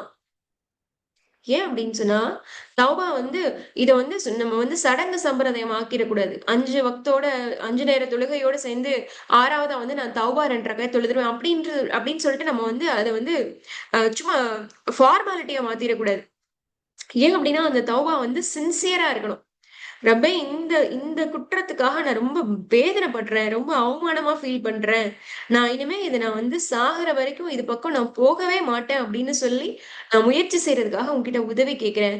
எனக்கு நீ ஹெல்ப் பண்ண அப்படின்னு சொல்லிட்டு சின்சியரா நம்ம செய்யும் போது, ஒவ்வொரு பாவத்தையும் சொல்லி சொல்லி அல்லாஹ் கிட்ட தௌபா கேட்கும் போது, நிச்சயமாக அந்த பாவமே செய்யாத ஒரு அடிமையை போல அல்லாஹ் நம்மளுடைய ஆன்மாவை பரிசுத்தமா மாத்துவான். மனசுக்குள்ள அங்கங்க கருப்பு புள்ளியா சேர்த்து வச்சிருக்கோம்ல, அந்த கருப்பு புள்ளியெல்லாம் அல்லாஹ் பாலிஷ் பண்ணி நம்மளுடைய இதயத்தை பரிசுத்தமானதை சுத்தமானதை மாத்துவான். எந்த ஃபித்ராவோட நிலையில இருந்து நம்ம அல்லாஹ் கிட்ட வந்தோமோ, கிளீனா வந்தோமோ, அதே ஃபித்ராவுடைய நிலையில இன்ஷா அல்லாஹ் ரப்பு நம்மள திரும்பி அவன் கிட்ட கூட்டிட்டு போகக்கூடியவனா இருப்பான் இன்ஷா அல்லாஹ். வான்மையான சகோதரிகளா, இவ்ளோ விஷயங்கள் பார்த்தோம்ல. இவ்வளோ விஷயங்கள் பார்த்ததுல எனக்கு ஒரே ஒரு விஷயம் செஞ்சா எவ்வளவு நல்லா இருக்கும் அப்படின்றது தோணுச்சு. என்ன தோணுச்சு அப்படின்னு சொன்னா, இப்ப இதுக்காக இதுக்காக படிக்கும் போது நிறைய புத்தகங்கள், நிறைய குறிப்புகள் எல்லாம் என்ன சொல்லுது அப்படின்னா, ஒரு நன்மையான விஷயத்த நம்ம லைஃப்ல தொடர்ச்சியா செய்யணும் அப்படின்னு சொன்னா, நமக்கு நல்ல நண்பர்கள் வேணும் அப்படின்னு சொல்லுது. நல்ல நண்பர்கள் நம்மள நல்லா புரிஞ்சுகிட்ட ஃப்ரெண்ட்ஸா தான் இருக்கணும்னு இல்ல. நன்மையின் பக்கம் நம்மை ஆர்வமூட்டக்கூடிய ஈமானிய சகோதரிகளாகவும் அந்த நல்ல நண்பர்கள் இருக்கலாம்.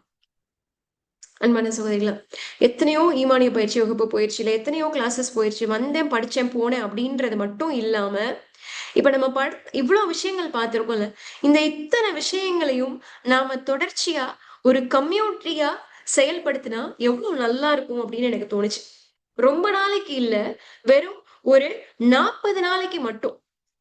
ஒரு 40 நாளைக்கு என்ன செய்யலாம்? நம்ம ஒரு வாட்ஸ்அப் குரூப் ஸ்டார்ட் பண்ணி, அந்த வாட்ஸ்அப் குரூப்ல இன்ஷா அல்லாஹ் அந்த குரூப்புடைய பேரு தி ஸ்ட்ராங் பிலீவர் அப்படின்னு வைக்கிறோம்னு வச்சுக்கோங்களேன். தி ஸ்ட்ராங் பிலீவர் அப்படின்ற வாட்ஸ்அப் குரூப்ல யார் யாருக்கெல்லாம் இதுல விருப்பம் இருக்கும், யார் யாருக்கெல்லாம் இந்த குரூப்ல ஜாயின் பண்ணணும்னு விருப்பம் இருக்கும், நம்ம ஜாயின் பண்ணோம் அப்படின்னா, எங்க இருந்து ஆரம்பிக்கலாம்? தஹஜ்ஜுடைய ரிமைண்டர்ல இருந்து ஆரம்பிக்கலாம். ஃபஜருடைய தொழுகைய நிறைவேற்றுறதையோ, இல்ல அதுக்கப்புறம் செஞ்ச திக்ரையோ, இல்ல தஃபக்குருக்கான 10 நிமிஷத்தையோ, இல்ல வாக்கிங்கான ரிமைண்டரையோ, இந்த மாதிரி தௌபா செய்யறதுக்கான ரிமைண்டரையோ, இப்படி ரிமைண்டர செய்யறது மூலமா ஒரு 40 நாளைக்கு நீ டயர்ட் ஆயிட்டாலும் பரவாயில்ல, இங்க வா நான் உன்னை ஞாபகப்படுத்துறேன் அப்படின்னு சொல்லிட்டு நம்ம செய்யறது மூலமா இந்த வகுப்பை உயிர்ப்பிக்கலாம் அப்படின்னு சொல்லி எனக்கு ஒரு யோசனை தோணுச்சு. நீங்க என்ன நினைக்கிறீங்க? மொத்தமா பயங்கர ஆர்வமா இருக்கு. நான் அப்படி செஞ்சிருவேன், இப்படி செஞ்சிருவேன்னு சொல்லிட்டு 3வது நாளைக்கு அப்புறம் யாருமே ரிப்ளை பண்ணாம இருந்தீங்க அப்படின்னா, அது நல்லாவே இருக்காது. அதனால நான் என்ன செய்றேன் அப்படின்னு சொன்னா, இந்த ஈமானிய பயிற்சி வகுப்பு குரூப் இருக்குல்ல, அந்த ஈமானிய பயிற்சி வகுப்பு குரூப்ல நான் ஒரு போலிங் போடுறேன். போலிங் அப்படின்னு சொன்னா வோட்டிங் சிஸ்டம். சரியா? அந்த வோட்டிங் சிஸ்டம் நான் போடுறேன். யார் யாருக்கெல்லாம் சின்சியரா எனக்காக, உனக்காக அப்படின்னு இல்லாம, அல்லாவுக்காக இத நம்ம செய்யலாம். ஒரு குரூப் ஸ்டார்ட் பண்ணி, நம்ம எல்லாரும் சேர்ந்து பலமானவர்களாக மாறுவதற்கு முயற்சி செய்யலாம் அப்படின்னு யார் யாருக்கெல்லாம் தோணுதோ, அவங்க எல்லாரும் ஆமா அப்படின்னு ஆன்சர் பண்ணுங்க. இல்ல நானே தனியா பாத்துக்கிறேன், எனக்கு இப்படி குரூப்லாம் வேணாம் அப்படின்னு சொல்லி நினைச்சீங்க அப்படின்னா, நீங்க இல்லன்னு ஆன்சர் பண்ணிடலாம். ஒண்ணும் தப்பு இல்ல. ஆமா தான் போடணும் எல்லாரும். ஏன்னா நீ கிளாஸ் அட்டெண்ட் பண்ணிட்டு இல்லன்னு போட்டிருக்க அப்படிலாம் நான் கேட்க மாட்டேன். சரியா? இது எனக்கானது மட்டுமல்ல, நமக்கானது. இன்ஷா அல்லாஹ் நம்ம எல்லாரும் சேர்ந்து முயற்சி செய்யலாமே அப்படின்னு ஒரு சின்ன ஏக்கத்துல தான் செஞ்சேன். இப்ப நம்ம 40 பேர் இருக்கோம். 40 பேர்ல அந்த குரூப்ல ஒரு 4 பேர் இருந்தா கூட அல்லாஹ்வுக்காக 40 நாளைக்கு இன்ஷா அல்லாஹ் ட்ரை பண்ணி பார்க்கலாமே அப்படின்னு தோணுச்சு. போலிங் போட்டிருக்கேன் குரூப்ல. சரியா? வாட்ஸ்அப் குரூப்ல போட்டிருக்கேன். யார் யாருக்கெல்லாம் சேரணும்னு விருப்பம் இருக்கோ, அதுல அதுல ஆன்சர் பண்ணுங்க. ஆமான்னு. இப்ப இந்த சாட்ல வேண்டாம். ஆன்சர் பண்ணுங்க. இன்ஷா அல்லாஹ் நம்ம அதுக்கு ஏத்த மாதிரி பார்த்துட்டு இந்த வகுப்பை அஹ், திங்கட்கிழமையில இருந்து ஸ்டார்ட் பண்ணுவோம். நாளைக்கு 28ஆம் தேதியா, 29ஆம் தேதியில இருந்து இன்ஷா அல்லாஹ் இந்த ஸ்ட்ராங் பிலீவர், பலமான இறைநம்பிக்கையாளர் அப்படின்ற இந்த குரூப்பை துவங்குவோம். அல்லாவுக்காக இந்த முயற்சியை நம்ம செய்யக்கூடிய மனிதர்களாக மாறுவோம். 40 நாளைக்கு அப்புறம் 40 நாளைக்கு அப்புறம் நம்ம நம்மளதான் செஞ்சுக்கணும். ஏன் அப்படின்னா இது ஒரு பயிற்சிக்காக மட்டும்தான். முத முத ஒரு 4 வாரம் பெரிய சேலஞ்சா இருக்கும். 28 நாள். அந்த 4 வார சேலஞ்ச கடந்து போயிட்டோம் அப்படின்னு சொன்னா, அது கொஞ்சம் கொஞ்சமா நம்மளுடைய பழக்கமாக மாறிடும். பழக்கமா மாறிடுச்சு அப்படின்னு சொன்னா அல்லாஹ் வந்து இதை ரொம்ப ரொம்ப இலகுவாக்கிருவான் அப்படின்ற நம்பிக்கை எனக்கு இருக்கு. இந்த மேஜிக் வந்து எதுக்கு முன்னாடி நடக்க போகுது? இந்த மேஜிக் வந்து இன்ஷா அல்லாஹ் ரமலான் ஆரம்பிக்கிறதுக்கு ஒரு வாரத்துக்கு முன்னாடி வரைக்கும் இந்த இந்த பயிற்சி வகுப்பு வந்து நடக்க போகுது. அல்ஹம்துலில்லாஹ். யாரும் அதுக்குள்ள உட்காந்து கிளாஸ் எல்லாம் எடுக்க மாட்டோம். அதுல டெய்லி ரிமைண்டர்ஸ் மட்டும்தான் வரும், நினைவூட்டல்கள் மட்டும்தான் வரும். சரியா? அந்த நினைவூட்டல்களை நீங்க உங்களுக்கும் அல்லாவுக்கும் மத்தியில அந்த நியாவை வந்து ஸ்ட்ராங் ஆக்கிட்டு அதன்படி வந்து இன்ஷா நம்ம வந்து செயல்படுறதுக்கு வந்து முயற்சி செய்வோம். ஓகேவா? இந்த குரூப் நான் அந்த போலிங் அனுப்பிச்சிருக்கேன் வாட்ஸ்அப் குரூப்ல. யார் யாருக்கு விருப்பம் இருக்கும் ஆன்சர் பண்ணுங்க. நம்ம எல்லாரும் சேர்ந்து இன்ஷால்லா செய்வோம். அல்லாவுக்காக ரொம்ப இஹ்லாஸோட செய்வோம். எந்த மனிதர்களுக்காகவோ இல்லை யாருக்கிட்டையும் காமிக்கிறதுக்காகவோ இல்லாம அல்லாவுக்காக மட்டுமே நம்ம ஒரு விஷயத்த செய்யும் போது அல்லாஹ் அந்த விஷயத்தின் மூலமாக நம்மளை வந்து கண்ணியப்படுத்தக்கூடியவனா இருப்பான் இன்ஷால்லா. ஓகேவா? சரி. அல்ஹம்துலில்லாஹ். அன்பான சகோதரிகளா, நம்முடைய இறைவனை நோக்கிய ஒரு அழகான பயணத்திற்கான முதல் படி இன்னிலிருந்து ஆரம்பிக்குது. அல்லாஹ் நம்மள நேரடியா கூப்பிடுறான். இது நமக்கான அழகான வாய்ப்பு. நம்ம ரொம்ப முழுமையானவங்களா அல்லாஹ் கிட்ட போகணும் அப்படின்றது இல்ல. உடைஞ்ச நிலையில அல்லாஹ் கிட்ட போனா கூட அல்லாஹ் நம்மள ரொம்ப முழுமையான அழகான மனிதர்களாக மாத்துறதுக்காக தான் நம்மளை கூப்பிட்டுட்டு இருக்கான். இந்த சின்ன நிகழ்வோட இந்த உரையை வந்து நான் நிறைவு செஞ்சுக்கிறேன். உமர் ரதியல்லாஹுடைய காலத்துல வந்து என்ன நடக்குது அப்படின்னு சொன்னா, உமர் ரதியல்லாஹு காலத்துல வந்து ஆஹ் ரெண்டு ரெண்டு மனிதர்கள் வந்து ஓடி வர்றாங்க. ரெண்டு மகன்கள் வந்து ஓடி வர்றாங்க. ரெண்டு மகன்கள் ஓடி வந்து என்ன சொல்றாங்க, இங்க பாருங்க, இந்த கிராமவாசி வந்து எங்களுடைய தந்தைய வந்து கொலை செஞ்சுட்டாரு. இப்ப இந்த கிராமவாசி வந்து எங்களுடைய தந்தைய வந்து கொலை செஞ்சுட்டாரு. இவரை வந்து நாங்க வந்து சும்மா விடுறதா இல்ல. இவர் வந்து இவருக்கு வந்து நீங்க கண்டிப்பா வந்து மரண தண்டனை கொடுக்கணும் அப்படின்னு சொல்லிட்டு அவங்க ரெண்டு பேரும் வந்து கத்திட்டு இருக்காங்க. அப்ப அவர் என்ன சொல்றாரு, உமர் ரலியல்லாஹு என்ன சொல்றாங்க, என்ன ஆச்சு அப்படின்னு சொல்லி கேக்குறாங்க. அப்ப அந்த கிராமவாசி சொல்றாரு, ஆஹ் இல்ல உமரே, நான் வந்து என்னுடைய ஒட்டகம் வந்து தெரியாம இவங்களுடைய தந்தையுடைய இந்த அஹ் அஹ் நிலத்துல போய் மேய்ஞ்சிருச்சு. இந்த நிலத்துல மேய்ஞ்சிட்டனால அவர் வந்து ஒரு கல் எடுத்து அந்த ஒட்டகத்தை வந்து ஒட்டகத்து மேல போட்டாரு. ஒட்டகம் வந்து அந்த இடத்துலயே வந்து இறந்துருச்சு. அப்ப அதனால எனக்கு வந்து ரொம்ப கோபம் வந்தனால நானும் அந்த கல் எடுத்து இவங்களுடைய தந்தைக்கு மேல போட்டேன். அவரும் வந்து அந்த இடத்துலயே வந்து இறந்துட்டாரு. நான் என்ன செய்யறது அப்படின்னு சொல்லிட்டு அவர் சொல்றாரு. உடனே வந்து உமர் ரலியல்லாஹு என்ன செய்றாங்க, சரி, நீங்க வந்து இவரை வந்து மன்னிக்கலாம்ல, இவரை மன்னிக்கிறதுக்கு வந்து ஏதாவது வாய்ப்பு இருக்கா அப்படின்னு சொல்லிட்டு அந்த மகன்கள்ட்ட கேக்குறாங்க. அந்த மகன்கள் வந்து, இல்ல இல்ல, எங்களாலலாம் மன்னிக்க முடியாது. இவங்க வந்து எங்களுடைய தந்தைய கொலை செஞ்சவரை நீங்களும் வந்து உடனே வந்து கொலை செய்யணும், மரண தண்டனை கொடுக்கணும் அப்படின்னு சொல்லிட்டு ரொம்ப வந்து ஆவேசமா இருக்காங்க.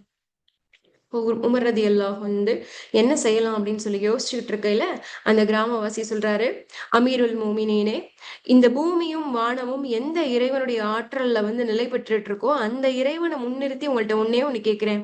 எனக்கு ஒரே ஒரு அவகாசம் கொடுங்க. என்னுடைய மனைவியும் மக்களையும் நான் போய் பார்த்துட்டு வந்துடுறேன்.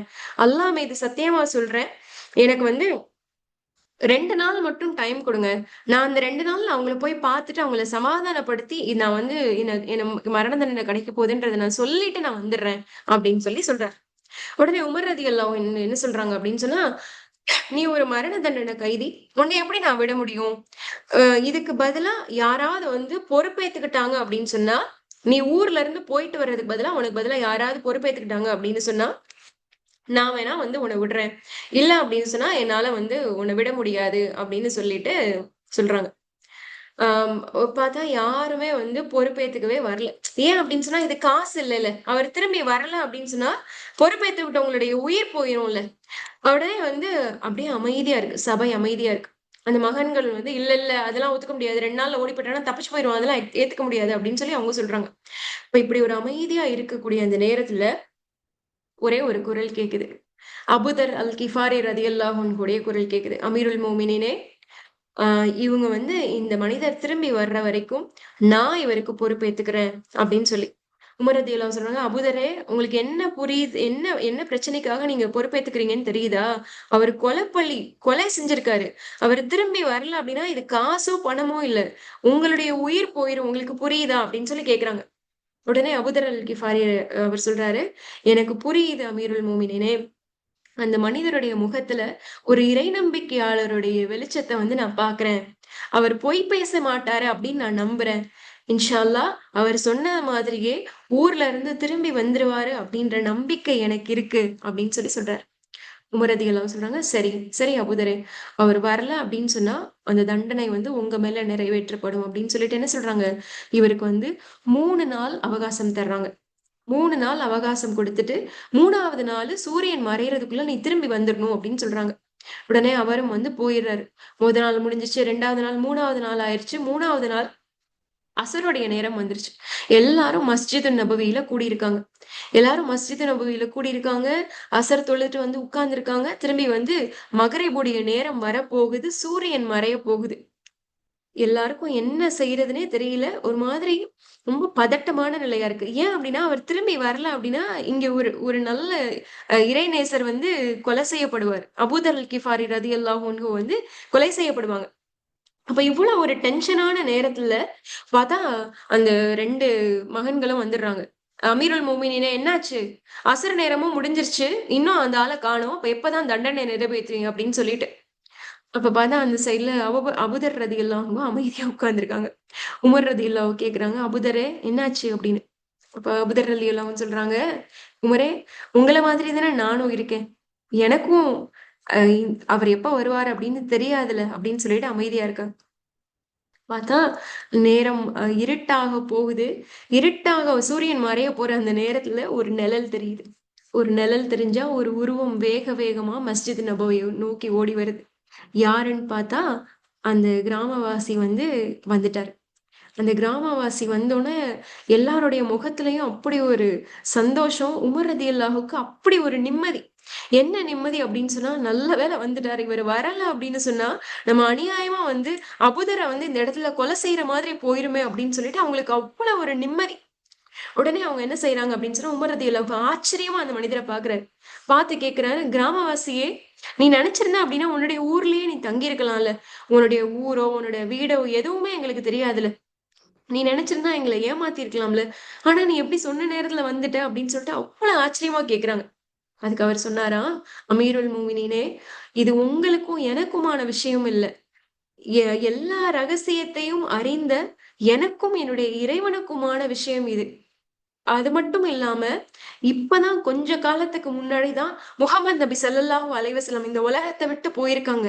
அப்ப அவங்க இந்த உலகத்தை விட்டு மறைஞ்சு போன கொஞ்ச நாள்லயே முஹம்மதுடைய உம்மத்துல இருக்க ஒரு மனிதர் வாக்குறுதிக்கு மாறு செஞ்சுட்டானே அப்படின்னு சொல்லி இந்த சமூகம் பழிச்சிடக்கூடாதே அப்படின்றதுக்காக தான் நான் திரும்பி வந்துட்டேன் அப்படின்னு சொல்லி அவர் சொல்றாரு. இதை கேட்டோன்னே உமர் ரலியல்லாஹு அன்ஹுக்கு என்ன செய்யறதுன்னே தெரியல. உடனே அந்த மனிதர் சொல்றாரு, ஒண்ணும் பிரச்சனை இல்ல. ஒரு பறவை எப்படி தன்னுடைய குஞ்சுகளுக்கு தன்னுடைய இறகால அரவணைச்சு இரக்கம் காட்டுமோ, அதே மாதிரி என்னுடைய பிள்ளைகளுக்கு என்னுடைய இறைவன் இரக்கம் காட்டுவான். நீங்க தண்டனையை நிறைவேத்துங்க அப்படின்னு சொல்றாரு. அப்போ உமர் ரலியல்லாஹு என்ன செய்யறாங்க? கண்கள் நிறைய கண்ணீர் நிரம்பி இருக்கு. இறைவனையும் இறைவனுடைய தூதரையும் இவ்வளவு புரிஞ்சு வச்சு கண்ணியப்படுத்தக்கூடிய ஒரு மனிதனுக்கு தண்டனை நிறைவேத்த போறோமே அப்படின்னு சொல்லிட்டு, இப்ப உமர் ரலியல்லாஹு அந்த 2 இளைஞர்கள்ட்டையும் கேக்குறாங்க. இளைஞர்களே, இப்ப உங்களோட நிலைப்பாடு என்ன அப்படின்னு கேக்குறாங்க. அப்ப அந்த 2 இளைஞர்களும் கண்ட்ரோல் பண்ண முடியாத அளவுக்கு கண்ணீர் சிந்தி அழுதுகிட்டே அவங்க சொல்றாங்க, அமீருல் மோமினின் அவர்களே, இந்த மனிதரை நாங்க இப்ப மன்னிச்சிடுறோம் அப்படின்னு. ஏன் அப்படின்னு கேட்கும்போது அவங்க சொல்றாங்க, இப்பதான் முகமது நபி ஸல்லல்லாஹு அலைஹி வஸல்லம் இந்த உலகத்தை விட்டு விடைபெற்று மரணிச்சு போயிருக்காங்க. அவங்க மௌத்தா போன கொஞ்ச நாள்லயே முகம்மதுடைய உம்மத்துல இருக்கக்கூடிய சில மனிதர்கள் மன்னிக்கிற மனோபாவம் இல்லாமல் இருக்காங்களே அப்படின்னு சொல்லி இந்த சமூகம் நபி ஸல்லல்லாஹு அலைஹி வஸல்லம் பழிச்சு இழிவா பேசிடக்கூடாது அப்படின்றதுக்காக நாங்க மன்னிக்கிறோம் அப்படின்னு சொல்லி அந்த மனிதர்கள் சொல்றாங்க. அல்லாஹ் அக்பர். அன்பான சகோதரிகளா, முகமது இதேதான் நம்ம முன்னாடியும் இருக்கு இந்த சூழல். ஒருவேளை நம்ம கிட்ட யாரும் தீர்ப்பு கேட்க நிக்கல. ஆனா நம்மளுடைய மனசாட்சி நம்ம ரப்புக்கு முன்னாடி இருக்கு. நம்ம முன்னாடியும் இதே ஒரு விஷயம் இருக்கு. நமக்கும் நம்மளுடைய இறைவனுக்குமான வாக்குறுதி இது. ரப்பே, எங்களை நீ பலமானவர்களா இருக்கணும் அப்படின்றதுக்காக தேர்வு செஞ்சு இந்த வகுப்புக்காக கூட்டிட்டு வந்திருக்கேல. அப்ப இது எங்களுக்கும் உனக்குமான வாக்குறுதி தானே. அப்ப இந்த வாக்குறுதியை நிறைவேற்றுறதுக்கான ஆற்றலை உன்கிட்ட கேட்கறது மட்டும் இல்லாம, முகமது நபி ஸல்லல்லாஹு அலைஹி வஸல்லம் இந்த உம்மத்தை விட்டு, இந்த உலகத்தை விட்டு மறைஞ்சு போய் கொஞ்சம் வருஷம் தான் ஆகுது. கொஞ்சம் வருஷம் தான் என்ன, வெறும் 1400 வருஷம் தான் ஆகுது. நபி ஸல்லல்லாஹு அலைஹி வஸல்லம் மரணிச்சதுக்கு அப்புறம் இந்த இந்த முகமதுடைய உம்மத்தை சேர்ந்த சில பெண்களை இப்படி ஒரு நினைவூட்டலுக்காக நான் தேர்வு செஞ்சேன். அந்த நினைவூட்டலை கேட்டுட்டு அதன்படி வாழ்றேன் அப்படின்னு சொல்லிட்டு, அந்த வாக்குறுதியை நிறைவேற்றாத மனிதர்கள் முகமதுடைய உம்மத்துல இருக்காங்களே அப்படின்னு சொல்லி யாரும் நபி ஸல்லல்லாஹு அலைஹி வஸல்லமையும் இல்ல இந்த உம்மத்தையும் வந்து பழிச்சிடக்கூடாது அப்படின்றதுக்காக இந்த வாக்குறுதியை இன்ஷா அல்லாஹ் நிறைவேற்றுறோம் அப்படின்ற பெண்களாக நம்ம மாறணும் அப்படின்றதான் நமக்கான கேள்வி. மனசுகுதிரில அந்த சம்பவத்துல இருந்த அதே இறைவன் தான், அந்த சம்பவத்துல இருந்த அதே தூதர் தான் நமக்கும் இறைவன், நமக்கும் தூதர்.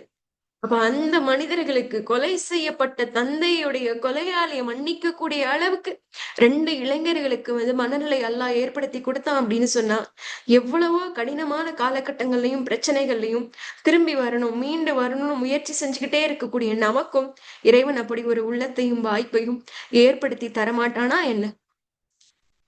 அப்படிப்பட்ட அழகான வாய்ப்பை உங்களுக்காகவும் எனக்காகவும் நமது குடும்பத்திற்காகவும் பிரார்த்தனை செய்து அல்ஹம்துலில்லாஹ் இந்த அழகான வகுப்புகளின் மூலமாக நாம் எதையெல்லாம் செவியேற்றோமோ அதன்படி வாழ்வதற்கான வாய்ப்பையும் இறைவன் நமக்கு வழங்க வேண்டும் அப்படின்னு சொல்லி நான் அழகான பிரார்த்தனை செஞ்சுக்கிறேன். அன்பானவர்களே, நம்ம ஒருவேளை இதுக்கு தகுதியானவங்க இல்ல, நம்மளால இதை செய்ய முடியாது, நம்ம பலவீனமானவங்க போல அப்படின்னு சொல்லி நமக்கு ஏதாவது சிந்தனை இருந்துச்சு அப்படின்னா, பலவீனமானவங்களா இருந்திருந்தோம் அப்படின்னா ஃபர்ஸ்ட் கிளாஸுக்கே வந்திருக்க மாட்டோம். பலவீனமானவங்களா இருந்திருந்தோம் அப்படின்னா அடுத்தடுத்து 4-5 வகுப்பை கண்டிப்பா மிஸ் பண்ணியிருப்போம். கடைசி வகுப்பு வரைக்கும் உட்கார்ந்து மாற்றம் வரணும் அப்படின்ற சிந்தனை எல்லாம் நம்ம மனசுக்குள்ள ஏற்படுத்தியிருக்கான் அப்படின்னா நிச்சயமாக ஒரு பலமான இறைநம்பிக்கையாளராக, அல்லாஹ்வின் நேசத்திற்குரியவர்களாக நாம் மாறுவதற்கு தகுதியான மனிதர்களே. அல்ஹம்துலில்லாஹ். எல்லாரும் சேர்ந்து இந்த துவாவை சொல்லலாமா? நான் சொல்ல சொல்ல எனக்கு பின்னாடி சொல்லுங்க. நீங்க அன்மியூட்லாம் பண்ண வேணாம். நீங்களே சும்மா சொல்லுங்க. அல்லாஹும்ம இன்னி அஸ்அலுக குவத்தன் ஃபில் ஈமான் வ சிஹத்தன் ஃபில் ஜிஸ்ம் வ தக்வா ஃபில் கல்ப் வ இல்மன் நாஃபியா. எங்கள் இறைவனே, நாங்கள் உன்னிடம் ஈமானிய பலத்தை யாசிக்கின்றோம். எங்கள் உடலில் நலனையும் ஆரோக்கியத்தையும் கேட்கின்றோம். எங்கள் இதயத்தில் உன்னுடைய அன்பை இழந்துவிடக் கூடாது என்ற அழகிய இரையச்சத்தை கேட்கின்றோம். எங்களுக்கு பயன் தரக்கூடிய கல்வி ஞானத்தை கேட்கின்றோம். அல்ஹம்துலில்லாஹ். அன்பான சகோதரிகளா, ஈமான் அப்படின்ற அந்த ஒரு அழகான விஷயம் ஒரு மனிதனுடைய வாழ்க்கையை தலைகீழாக மாற்றி போடும் அப்படின்றதுக்கு உமர் ரலியல்லாஹு அன்ஹு விட மிகச்சிறந்த உதாரணம் யாராவுமே இருக்க முடியாது. அப்படிப்பட்ட அழகான மனிதர்களை கொண்ட இந்த உம்மத்துல இருக்கக்கூடிய நம்ம இன்னைக்கு ஒரே ஒரு டெசிஷன் எடுத்தே ஆகணும். என்னைக்கோ ஒரு நாள் செய்யறேன், I will do it one day அப்படின்னு சொல்லாம அந்த ஒன் டேவை நம்ம இன்னைக்கு டே 1-ஆ மாத்தணும். இன்ஷா அல்லாஹ் நம்மளுடைய முயற்சிகளுக்கு இறைவன் பலன் தரக்கூடியவனாக இருப்பான். ஏக இறைவனிடம் இந்த வாய்ப்புக்காக நன்றி செலுத்தி இந்த அமர்வை வந்து நான் நிறைவு செய்யறேன். அல்ஹம்துலில்லாஹ். யார் யாருக்கு அந்த வாட்ஸ்அப் குரூப்ல வந்து இன்ஷா அல்லாஹ் ஜாயின் பண்ணணும்னு தோணுதோ அந்த வாட்ஸ்அப் குரூப்ல வந்து நீங்க வந்து உங்களோட ஓட்டிங்கை வந்து நீங்க கொடுங்க. இன்ஷா அல்லாஹ் இறைவனை நோக்கிய முதல் பயணத்தை அழகான முறையில வந்து நம்ம ஆரம்பம் செய்வோம். பலமான இறை நம்பிக்கையாளர்களாக இன்ஷா அல்லாஹ் மாறும். இதோட இந்த அமர்வு வந்து நிறைவடையுது. இன்னும் வந்து ஒரே ஒரு வகுப்பு இறைவழியில் இளைப்பாறும் உள்ளத்துடைய ஒரே ஒரு ஈமானிய பயிற்சி வகுப்பு மட்டும் வர்ற சாட்டர்டே இருக்கு. ஓகேவா? குரூப் இல்ல அது. இன்னும் நான் குரூப் கிரியேட் பண்ணல சிஸ்டர். நான் வந்து நம்மளோட ஈமானிய பயிற்சி வகுப்பு குரூப்ல ஒரே ஒரு மெசேஜ் அனுப்பிச்சிருக்கேன். ஓட் போடுற மாதிரி இருக்கும். அதுல நீங்க வந்து ஆமா, இல்லை அப்படின்னு 2 ஆப்ஷன் இருக்கும். சரியா? அதுல நீங்க ஜாயின் பண்ண விரும்புனா ஆமான்னு போடுங்க. அட்லீஸ்ட் ஒரு 20 பேராவது இந்த குரூப்ல ஜாயின் பண்ற மாதிரி இருந்தோம் அப்படின்னு சொன்னா, நம்ம ஒரு குரூப் வந்து ஸ்டார்ட் பண்ணலாம். சரியா? இல்ல 20 பேர் இல்ல, 10 பேர் தான் வர்றாங்க, 15 பேர் தான் வர்றாங்க அப்படின்னா கூட ஒண்ணும் பிரச்சனை இல்ல. இன்ஷாஅல்லாஹ் நம்ம அல்லாஹ்வுக்காக இத ஸ்டார்ட் பண்ணலாம். ஒரு 40 நாளைக்கு இதுல தொடர்ச்சியான சின்ன சின்ன ரிமைண்டர்ஸ் வரும். இதன் மூலமாக வந்து நம்ம எல்லாரும் ஒரு அழகிய பழக்கத்துக்குரியவர்களாக மாறுவதற்கு வந்து இது ஹெல்ப்ஃபுல்லா இருக்கும் அப்படின்னு நான் நம்புறேன். ஓகேவா? சரி. யாராவது ஒரு சிஸ்டர் இல்ல 2 சிஸ்டர் வந்து ஃபீட்பேக் ஏதாவது சொல்ல விரும்புறீங்களா? அல்ஹம்துலில்லாஹ், மாஷா அல்லாஹ் அப்படி மட்டும் போட்டுட்டு சும்மா இருந்துறாதீங்க. வேற ஏதாவது ஃபீட்பேக் ஏதாவது மாத்திக்கணுமா? இல்ல வந்து அ இல்ல இதையும் இந்த மாதிரி விஷயங்கள்லாம் சேர்த்து சொல்லியிருந்தீங்கன்னா நல்லா இருக்கும். இப்படியெல்லாம் வகுப்பெடுத்திருக்கலாம் அப்படின்ற மாதிரி ஏதாவது ஃபீட்பேக் இருந்துச்சு அப்படின்னு சொன்னாலும் இன்ஷா அல்லாஹ் நீங்க சொல்லுங்க. நம்ம வந்து அடுத்தடுத்த வகுப்புகள்ல வந்து மாத்திக்கலாம். யாராவது ஃபீட்பேக் சொல்ல விரும்புறீங்களா? உங்களுக்கு இது பயனுள்ளதா இருந்துச்சா? இந்த வகுப்பு ஏதாவது ஒரு வகையில இந்த 6 வாரமும்? உங்களுக்கு எப்படின்னு தெரியல. ஒவ்வொரு வாரமும் பெரிய போராட்டத்தோட போராட்டத்தோட தான் கிளாஸ் எடுக்கிற மாதிரி எனக்கு ஒரு சூழல். ஆனால் அல்லாஹ்வுடைய கருணையால போராடி வந்து கிளாஸ் எடுத்துட்டேன். இன்னைக்கு கூட ஹால்ஃப் டே லீவ் போட்டுட்டு தான் உட்கார்ந்து இப்ப கிளாஸ் எடுத்துட்டு இருக்கேன். அல்ஹம்துலில்லாஹ். அல்லாஹ் போதுமானவன். அல்லாஹ் வந்து நம்மளுடைய முயற்சிகள வந்து பொருந்திக்கணும். அல்லாஹ் வந்து இந்த முயற்சிய வந்து இக்லாஸானதா, ரொம்ப சுத்தமானதா வந்து ஆக்கணும் அப்படின்னு சொல்லி நான் துவா செஞ்சுக்கிறேன். இந்த 6 வாரத்துல நான் ஏதாவது உதாரணங்கள் சொல்லும்போதோ, இல்ல ஏதாவது விஷயங்கள் சொல்லும்போதோ, யாரையாவது காயப்படுத்துற மாதிரி நான் பேசியிருந்தேன் அப்படின்னு சொன்னா அல்லாஹ்வுக்காக மன்னிச்சுக்கோங்க. அது மாதிரி எந்த சிறந்த விஷயம் என் மூலமா அல்லாஹ் ஏற்படுத்தி குடுத்திருந்தாலும், அது எல்லாமே அது மொத்த புகழும் வந்து அல்லாஹ்வுக்கு மட்டுமே உரியது. ஆனா ஏதாவது தவறோ, இல்லாத ஏதாவது தப்பான விஷயங்கள் சொல்லியிருந்தாலும், உங்கள காயப்படுத்தியிருந்தாலும், அந்த தவறுகள் எல்லாம் என்னுடைய புறத்துல வந்தது. அதுக்காக வந்து நான் வந்து உங்கள்ட்ட மன்னிப்பு கேட்டுக்கிறேன். அல்ஹம்துலில்லாஹ். அல்ஹம்துலில்லாஹ் சிஸ்டர்ஸ். இன்ஷா அல்லாஹ் நம்ம நிறைவு செஞ்சுக்கலாம். ரமலானுக்கு முன்னாடி ஒரு புது நான் அப்படின்னு சொல்லிட்டு ஒரு புதிய நான் அப்படின்ற அழகான வாழ்க்கைய வாழ்றதுக்கு அல்லாஹ் வந்து இந்த 40 டேஸ் வாய்ப்ப ஏற்படுத்தி குடுத்திருக்கான்னு நான் நினைக்கிறேன். இன்ஷா அல்லாஹ். நிறைவு செஞ்சுக்கலாமா? சரி. அல்ஹம்துலில்லாஹ். அஸ்ஸலாமு அலைக்கும் வரஹ்மத்துல்லாஹி வபரகாத்துஹு.